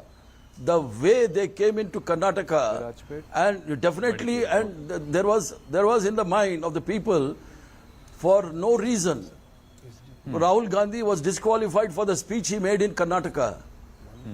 And for no reason, they tried to blame him for the OBC issues. One second, OBC issues. Okay. And the OBCs have given a befitting reply that we are the pioneers in the reservation. Right from the days of Nalvadi Krishnaraj Odayar, the reservations is on in Karnataka, and we need not learn from the people who are anti-reservationist. So the reservation aspect is important, but you believe was the mandate more towards towards the leaders at the center, or was it the leaders of the state in BJP? Yes. Or was it more because of the 5 guarantees that the Congress Party made, including that 2,000 rupees for the women? Mandate. Yes, sir. Mandate was very clearly against Mr. Modi and Mr. Amit Shah and Mr. Nadda, because they were behaving like a state president and the state home minister and the state chief ministers. None of the state Bharatiya Janata Party state leaders were projected during the elections as if the elections were for the Delhi. But Mr. And the people have given a befitting reply to these people. Are you not discounting the positive campaign of your party? You were coming with an alternative. You were talking about 5 guarantees. You were not just looking at negativity. So tell us about that, sir. What do you think worked? Was it just about anti-BJP vote or some aspects for you? No, it is not that. I am telling you, it was anti-Mr. Modi, anti-Mr. Amit Shah, anti-Mr. Nadda.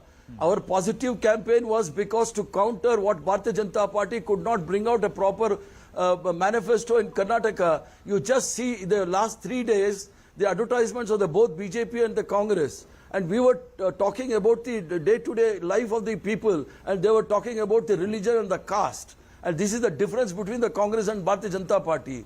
We were responding to the people's woes. So, Mr. Hari Prasad, just an update that Lakshman Saudi, who defected from the BJP and joined you, he's won from Athani. So that's one big win that has happened. Let me ask you, the question now is who will be the next Chief Minister of Karnataka?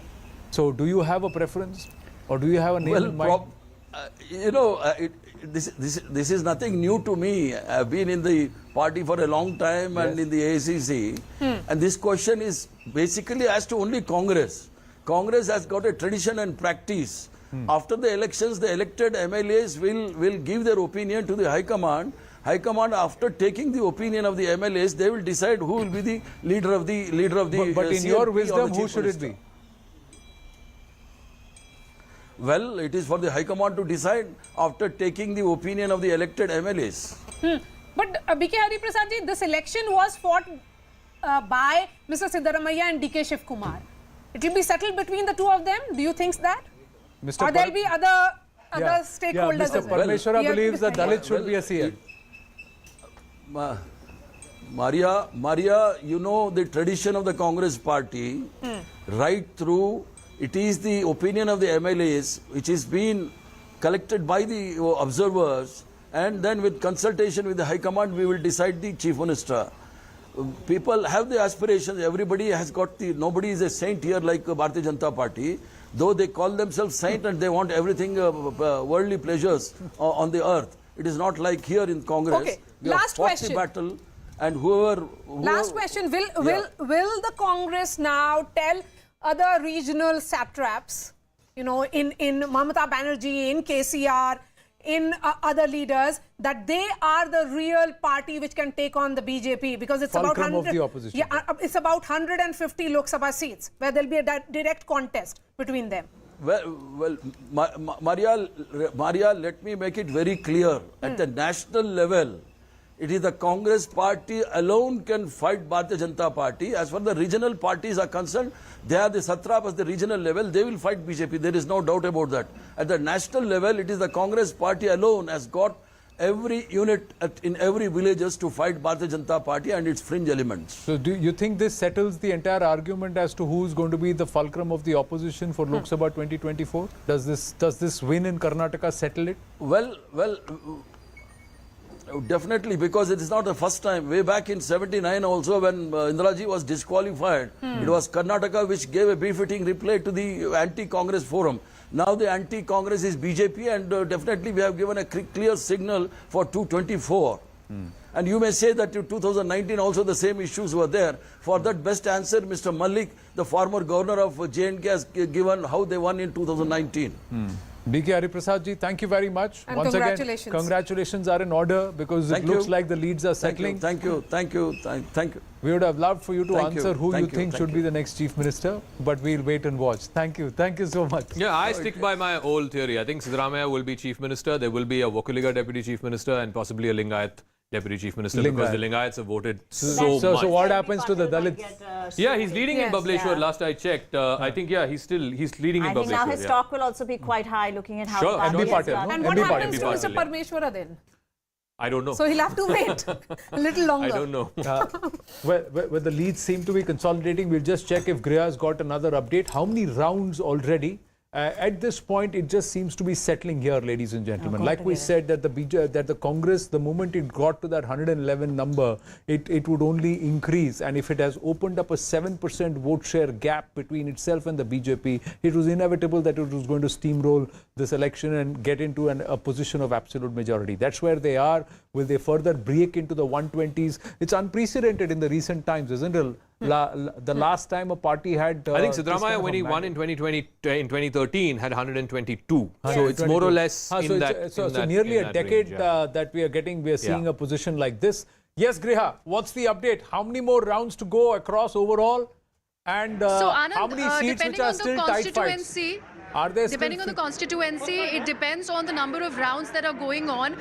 We're talking about Chamarajnagar right now. The rounds that happened was 17 here. V. Sumanna has lost by 7,000, over 7,000 votes against the Congress candidate here in Chamarajnagar constituency number 224. Putturanga Shetty of the Congress party has won from here. There is another update, Zaka, from Dakshin Kannada. In all likelihood, 203 is the constituency number. Bangalore City South. It is going to be a BJP victory there in all likelihood. We are not yet declaring it, but the vote margin is huge, and that's why I am saying in all likelihood BJP is going to win from 203. Is it possible for you to find out with Rajesh Raina and the team which is sitting there, how many seats are tight fights so far? Are there how many number of seats where the margin of lead is less than about, say, 2,000 votes or 2,500 votes? Because and with how many more rounds to go? Because that would then bring the picture possible that whether or not is this lead now settling and consolidating, or is there a change in the picture possible? Absolutely. Anand, I will collate that data for you. We've got, I think we've got another victory. So there's a lot of action that is happening over here. Please. Sir, Chamarajnagar, one more victory you were mentioning about. Chamarajnagar district in Kollegala district. So Congress candidate A.R. Krishnamurthy win. Okay, so one more Congress candidate has win from Chamarajnagar. Kollegala constituency. Kollegala constituency. From do we have the constituency number, sir? 222. Constituency number. Yeah, so Kollegal A.R. Krishnamurthy has won. These are all sort of outskirts of Mysore, you know, Greater Mysore as they call it. So Kollegal, the Congress candidate, has won. The neighbouring constituency of Chamarajnagar, Putturanga Shetty has won. Again, Gudlupet, the Congress candidate, Ganesh Prasad is leading. In Hegadevane again, the Congress candidate is leading. Nanjangud, the Congress candidate is leading. So Varna is sort of the heart of this. I mean, it's the outskirts of Mysore. And then you have the further districts or the further constituencies away from there. There's been a massive swing in the Congress's favour, not just here, but going all the way up to Virajpet, where A.S. Ponnanna is leading of the Congress, and also in Madikeri, Dr. Mantar Gowda of the Congress is leading. So I think in that entire belt, Greater Mysore going all the way up to Coorg, I think the Congress seems to have done well. That's amazing. Yeah, 120. See, that number of 120 has arrived. In fact, were you the one who took the call, the punt that day and said, so we had internal bets. Internal we punt, had internal and bets, was the one who said 120 Congress, but and I now, guess, So, and 80 BJP, there they are about 8 shots. Done the same in my office, but I haven't received any congratulations. Any congratulations so far. So I will be sending a message. But the point is that there is a huge, one is this aspect of who's going to be Chief Minister of the Congress party, but for the BJP, this is a big, rap on the knuckles. Oh, absolutely. There needs to be, I'm very, very clear about this. The BJP needs to find a new leadership in the state. I don't think Mr. Bommai is the person who's going to lead the party for the next 5 years. Griha has more updates. Yeah, Griha. So one thing that we are getting to know, Zaka, it's an interesting update that's coming from the live result hub, is on the Bharat Jodo Yatra and its impact, especially in rural Karnataka. What we are learning, and we have it through the data, that Congress is doing very well in rural Karnataka, and it's all because of the 22 days that Rahul Gandhi spent in Karnataka, and that is getting the numbers in its favor. And that's why we are seeing that swing and the margin of votes that are also huge between the Congress and the rival party, whether it is the JDS or the BJP, especially in rural Karnataka. And what about those JDS seats, 26 that we are looking at, Griha? Can you give us a sense of which pockets they are coming from, and what is the difference between JDS candidate and the nearest rival? Candidate, yeah. So what we do know is that they have managed to retain strongholds like Hassan, one victory of the JDS, the sole one right now that's been declared. So can we look at the JDS numbers if we get an idea on where exactly? So right now we only know about Hassan. Okay. And anywhere else we know about the leads where the JDS is leading majorly? Okay. Not yet. So right now there is no clear margin for the JDS except for that win in Hassan that's been announced. So right now it's still tricky to actually call out any of the numbers of JDS except for that victory. At least as far as these leads are concerned, they've got it in pockets. In Hassan, they've got 4 seats, including the Hassan city seat, which Swaroop won.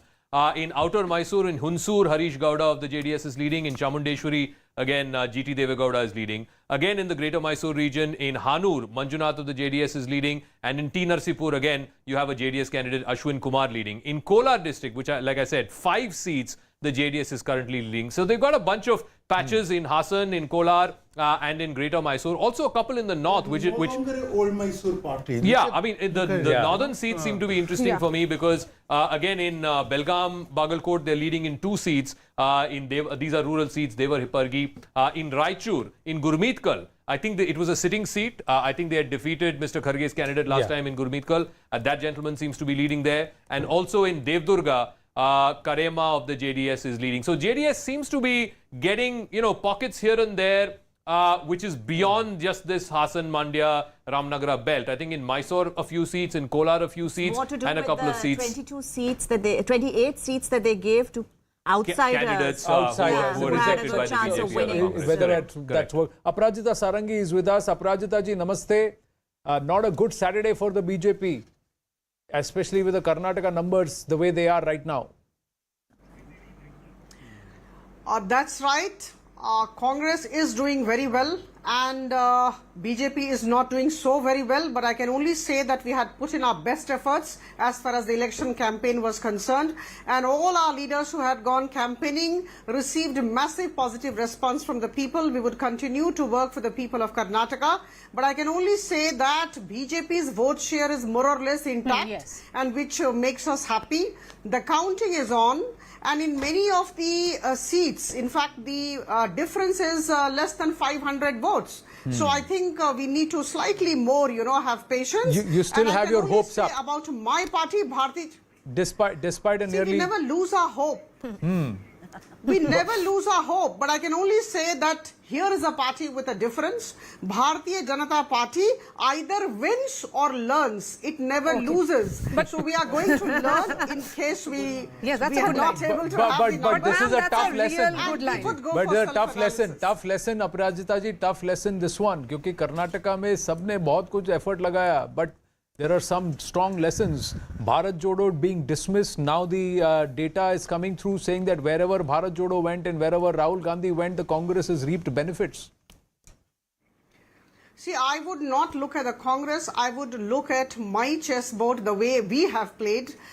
We would be going back to the chessboard and we would see where we went wrong. In fact, we had put in our best efforts, as I said, and we had a good strategy too. Our Prime Minister and others had received tremendous response. So I'm sure something must have gone wrong with our way of working. We would look into it and we would correct ourselves. Ma'am, will you accept that perhaps what may not have worked for the BJP and visibly has not is that you could not convert this into a local election while you did not have answers to the questions that were being asked by the Congress party locally? You were trying to make this about leaders coming from Delhi campaigning. See, to give answer to your question at this stage would be premature on my part. We would be going back to the table and we would be looking into the reasons. There would be a number of reasons, I'm sure, because we had put in our best. I can only say for sure, and we really enjoyed the entire campaign. And we cannot say that we did not work for the people. 5 years, in fact, all our people had worked tremendously, and that is why maybe, the vote share is intact. We would be improving ourselves. In southern India, this was the big citadel, or should I say, the window to the south. You have lost that window. Now there is only Pondicherry, which has a BJP government. Do you think... Yes, NDA government. So should you not be concerned going ahead in 2024? The catchment areas that you're looking at, Telangana you're counting as one, or even in the certain pockets in Andhra Pradesh, what happens to that? See, I would definitely not link Karnataka election results with 2024 elections. Don't forget that we have been winning in Uttar Pradesh right now. In fact, we have swept the entire mayoral election. And we just won in Tripura, Nagaland and Meghalaya. We had the governments. Last year we had governments in 5 places. So just because we are losing Karnataka, we can't say that we would not be forming the government in 2024. In fact, there is no vacancy in the seat of PM in 2024. Well, Aparajita ji, in many of the states, we are doing very well. Well, Aparajita ji, mayoral polls, if you're not wanting to equate assembly polls with 2024, we should not look at mayoral polls. But big news coming through. It's on Kaun Banega Mukhyamantri within the Congress camp. DK Shivkumar's camp says, Ab ki baar DK Sarkar. we will not give up the ambition to become chief minister, and exactly what they are claiming. They are claiming the turnaround has happened in Old Mysore because of DK Shiv Kumar and his work. What the Congress is seeing as gains in Old Mysore, southern Karnataka, is all because of DK Shiv Kumar's hard work, and the DK Shiv Kumar camp will not give up, won't give up the CM ambition. Chose to go to jail rather than join the BJP, fought and guarded the party during the many elections and attempted political coups, is what the DK camp is saying. Harish Upadhyay joining us. Harish, DK Shiv Kumar had said that loyalty should get loyalty. Absolutely, and they are making a huge argument. Primarily, one, they are saying that the gains that the party is making in Old Mysuru is because of DK Shiv Kumar. They are saying although the exact vote share is yet to be calculated, they are saying a significant number of Vokaligas have backed the Congress party in various places, and that's because of DK Shiv Kumar, because the community believes that DK Shiv Kumar has the possibility of becoming next chief minister under the Congress regime. Second, they're also banking on the goodwill that they enjoy with the Congress High Command, with the Gandhi family. They also point out that he went to jail when it came to Ahmed Patel's election. He had the option of going to the BJP. He didn't take it up. He's stuck with the party. He's gone to the jail. Still, he's been loyal. And they're also making a larger point. They're saying after humiliating defeat of the Congress in 2018 and 2019 parliamentary elections, he was the only one who was willing to take up that charge and challenge and work on ground. And they are saying for relentlessly since 2019 and 2020, even during COVID, his work and his contribution to the party, to the increase in vote share, should be recognized. They are saying that we will not give up so easily, and they're hoping that the goodwill that he enjoys with the Gandhi family really works for him. What about him? So he also believes in goodwill that is coming from the Dalits, and now Mr. DK Shiv Kumar is talking about the Vokaligas. Well, if you look at the argument that G. Parmeshwar made, I spoke to him day before. Yes. He said in 2013, under my leadership, the party won. You denied me a chief minister's seat because I did not win Kortegere. But if this time I win, it's not that the doors have been closed on me. The party has been backed by the Dalits, something that's very clearly visible in the elections today, the results today. Most of the ST seats going to the Congress. So he would be making an argument that the Dalits have backed the Congress for a number of decades. Even in this election, despite the BJP, remember, increasing the reservation for the SCs and STs, they've backed the Congress in most of these seats. So he will say it's time that the Congress has a Dalit chief minister, and he's won. He's got the party majority in 2013, and his work should be recognized. So clearly all these senior leaders saying that what we've done to the party should be recognized. More crucially, Parmeshwar also said it's not just DK Shiv Kumar and Siddaramaiah. There are several other senior leaders, including me. They and should we all all be are along in with it, but there has to be one clear leader. How many chief ministers then? No, I think the Zakir has actually given that formula. I have always maintained that Siddaramaiah will be chief minister. I don't also think agree there will with be that. a change. If this kind of numbers, Siddaramaiah will. And he has also said that this is his last election. So No, that last election or otherwise, sympathy is there. आप ground पर जाके देखोगे ना, the only Congress leader, one of the Congress who has a pan Karnataka appeal. Yes. He's a leader who has a pan Karnataka appeal Yeah. across sections of society and large parts wherever he But goes. Siddaramaiah draws DK crowds. really believes in his gambit for the chief ministership. Yes. I don't see him backing down very fast. Wasn't there a time when BJP had like 4 deputy chief ministers or Yes. 5 deputy chief Yes, they ministers? did. They So I guess the Congress will also do the same thing. No, but Vocaliga they're going to deputy chief dilute minister. DK's Here is further. that it's a race for the top job. Yes. Yeah. You have to have somebody who will be satisfied with waiting. Being deputy chief All minister. right. That's not worked out well for the Congress in Rajasthan. Forget about Karnataka, where DK Shiv Kumar is a much Bigger leader. more rooted sort of a leader than Sachin Pilot. See, I want to say this. I'm slightly of different vintage, so I may be wrong also. But I'll say this: when this happened in 1982-83, the first time it looked like the Congress will no longer be the only party in Karnataka in power. Ramakrishna Hegde, when he was brought in as a compromise chief minister, the Vakaligas and the Lingayats were brought together into the party. And the Muslims were there substantially with the Janata party that time, and also a significant number of Dalits were with it.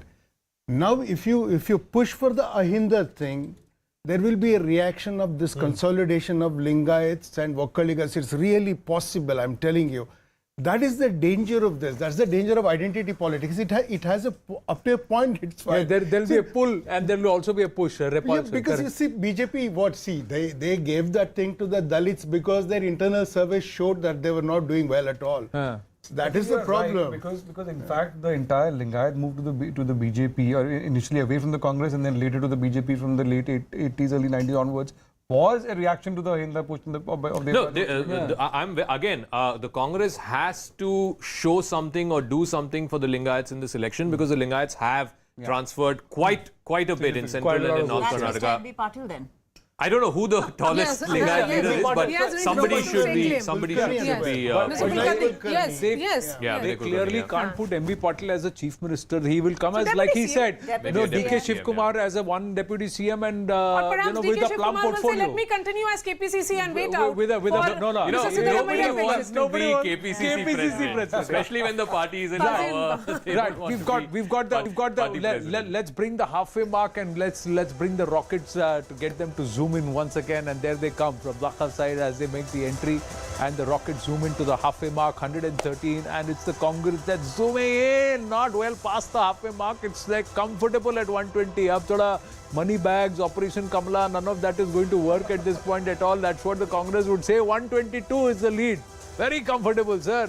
The BJP far behind. At 71, they have some serious introspection to do in terms of fractured leadership, whatever was organized, who was hurt, who was not, the choice of tickets, who was let go, who was not, and more importantly, did you actually understand the pain of the people on ground, or did you try to think that, okay, we can nationalize the issue and get away with it? The BJP prides itself on its electoral mechanics, but in a lot of the state elections, they have got the pulse of the people wrong. Wherever they've got the pulse of the local people right, and they've got the right leadership in place and got the organization set in place rather than in fighting, they've done well. Wherever they have not been able to manage, be it Himachal or be it Karnataka, they have struggled. Exactly as it has played out in Himachal, it's played out in Karnataka.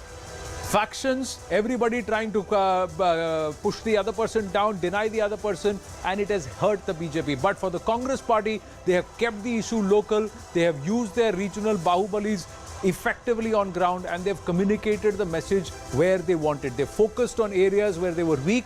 They have also continued to consolidate on their strengths, and there has been a mood which said we want a clear government, and that clear government this time with absolute majority is the Congress party. What they do with this mandate, we have to wait and watch. Is there yet another dance of democracy or not? We have to wait and watch. But right now, it's the Congress that looks to form the government in Karnataka.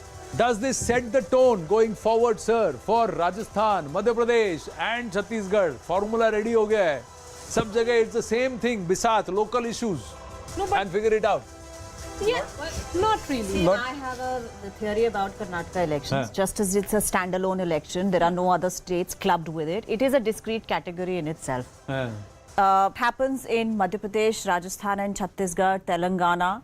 That is up to those states and how those party units fight those elections, where they have, what leadership they have. Also, in terms of Madhya Pradesh, etc., the appeal of Prime Minister Modi, even in what do you call it, state elections, could translate into a better conversion than it has done in Karnataka.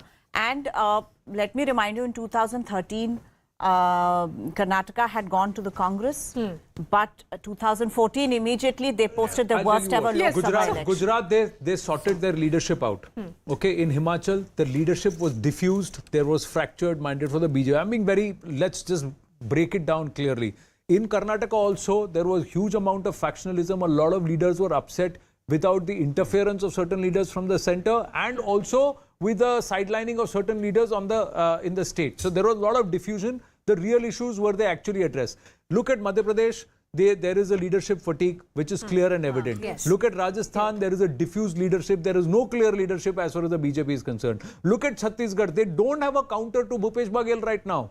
So the BJP, for it to think about its electoral mechanism as far as the state elections are concerned, Clearly, the voter is clear. I think one Lok other Sabha thing- is different, state is different. Lok Sabha is different, state is different in the mind of the voter. Very Other clear than now. Local issues, I think one of the things that the Congress did, state leadership.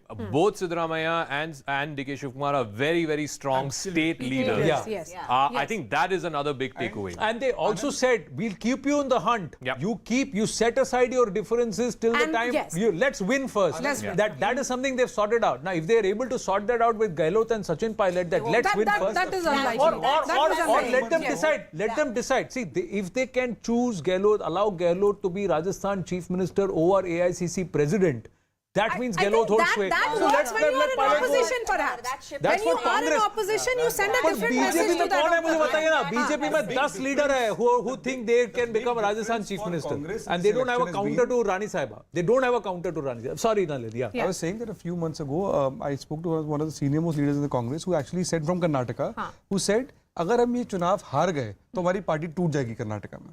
So the Congress Karnataka is one state where the Congress is a very strong machinery still on the ground. Yeah. They all came together, they fought a united battle and they kept it focused on local issues. Now the thing is, there's no question, four things. First, no question, this is a huge morale booster for the Congress. It will strengthen its hands with in terms of opposition unity, all of that. The Congress will believe it. If it had lost, it would be a very different story. But this kind of a victory with this margin, 43%. Okay, the Chief Minister has one. won. The Chief Minister has won. Quickly.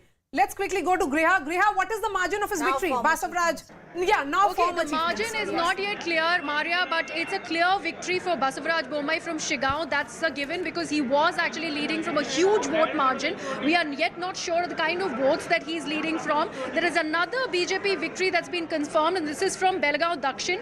12 is the constituency. That is also gone to the BJP. So two big victories for the BJP. Shigaon, of course, going to Basavaraj Bommai, and there's another one from Belgaum Dakshin, 12. You know, interestingly, other than Shigaon, all the other seats in Haveri district, which is the Chief Have gone to Minister's home Congress. district, have gone to the Congress. Other than Shigaon.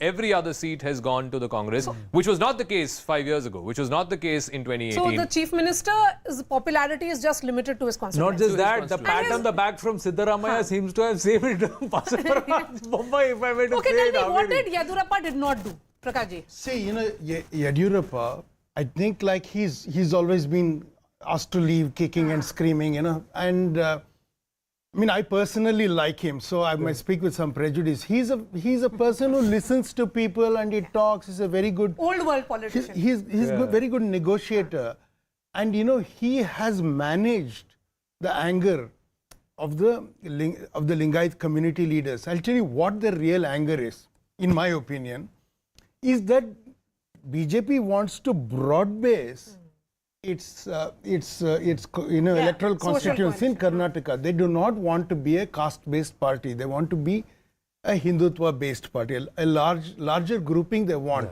This kind of irritates the Lingayats. The Lingayats, and of course from the beginning the Vokkaligas, they don't like that. Okay, it's a kind of all these old terms of Brahminizing, Karnataka. All this comes up.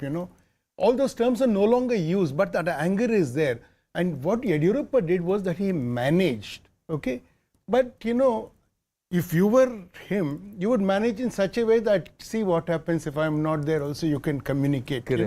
He has done enough to keep BJP there, but so not after, more. After half an hour, the Congress's number is going up from 120. Yeah, I think it'll settle sort of 125. I think 125 And the to JDS is below 130. 25. Probably even 130, yeah.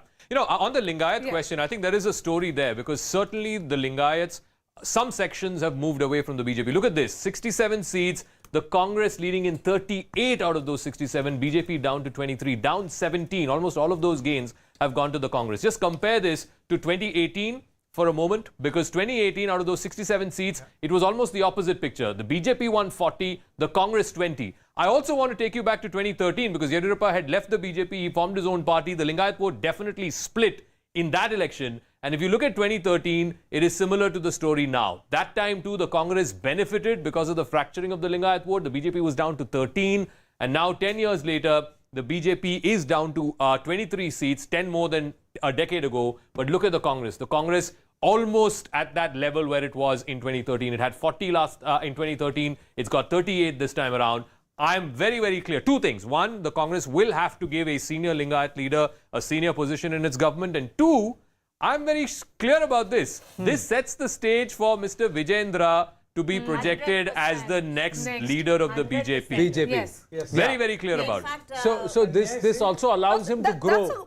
This also allows him to grow. He sits in the opposition. So there is a generational shift. So I have to tell you. But the Lingayat domination in BJP discourse remains. Yes. The other day I landed in Bengaluru, we were supposed to meet Mr. Yediyurappa in the evening. Suddenly we get a call saying that he's been asked to go to Hubballi and camp there because the party was determined that there has to be some sort of a damage control, and of course Shettar has to be defeated and he has to sit there and manage all of those things.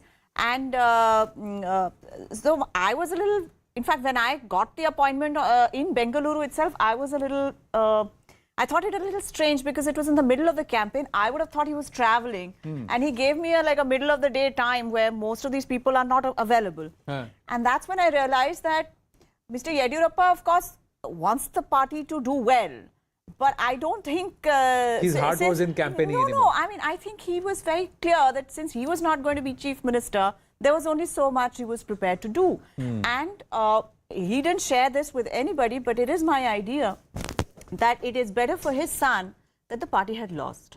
In Shimoga district, because if he had been made MLA, if he had been elected MLA and not been made minister or not been given a huge responsibility or something, that would be a bit Just look at that. In Shimoga district, other than Shikaripura and one other seat, I think Tirthahalli is the other seat. These are the two seats that the BJP has won. The JDS has won two. Can you believe it? In Shimoga city, the JDS has two seats. There are another kind of Vokkaligas. There are Namdari Vokkaligas there. Okay. The Vokkaliga groupings have split. The same may have happened with the Lingayat. DK Shivkumar.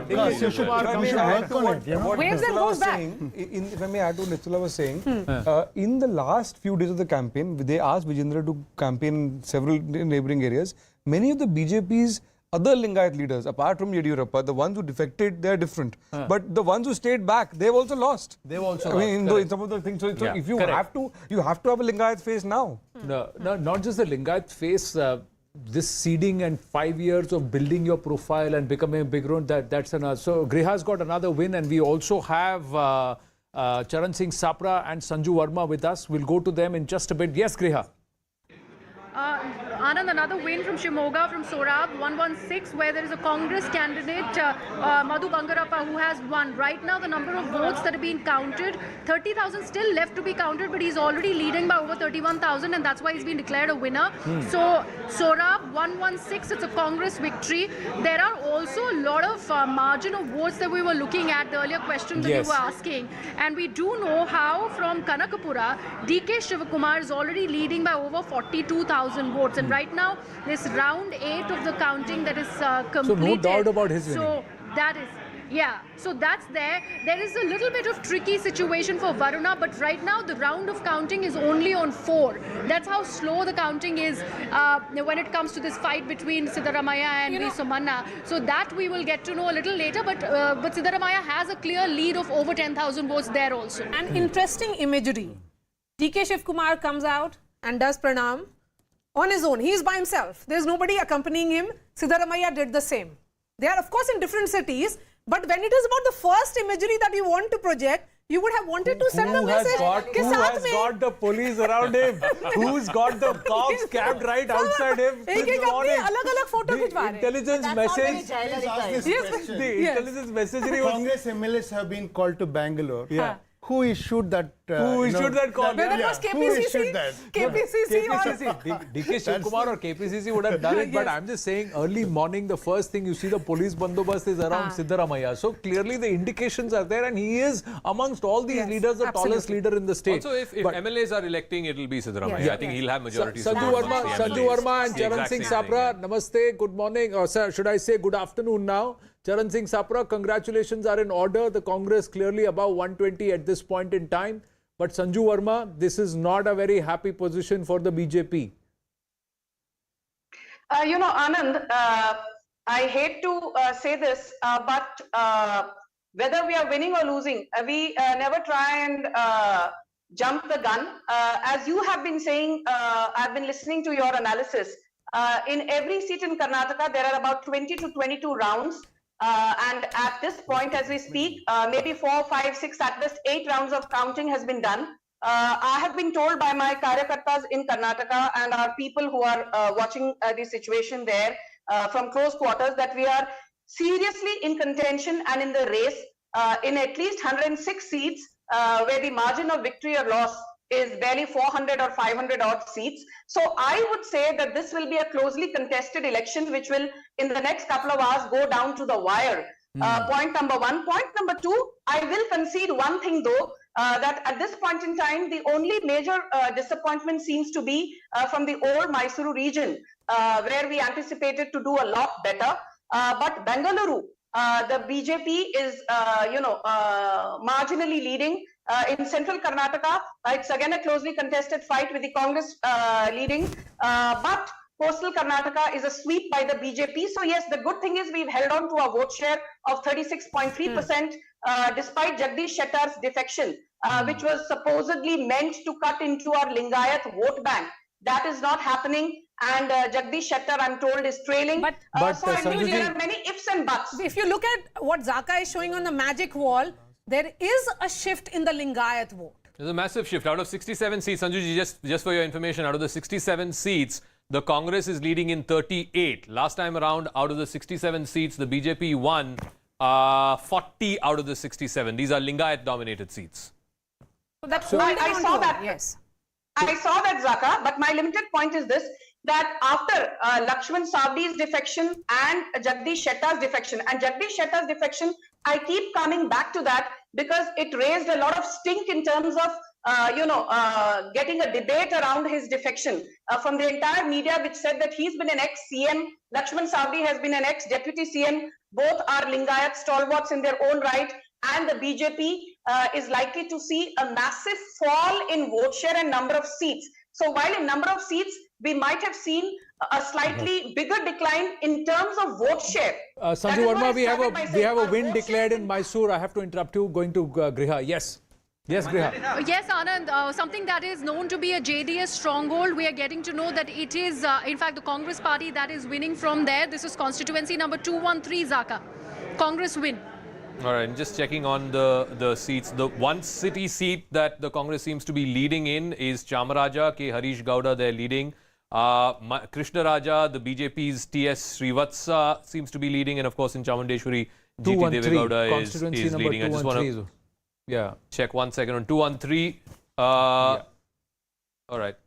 It's Heggadevana Kote. Anil Chikmadu of the Congress has won there. Interesting point that Sanju Verma, the fact is you may say that you've got your vote share intact, but that need not necessarily be the Lingayat votes itself. The fact is Prakash Belawadi just made that point that the BJP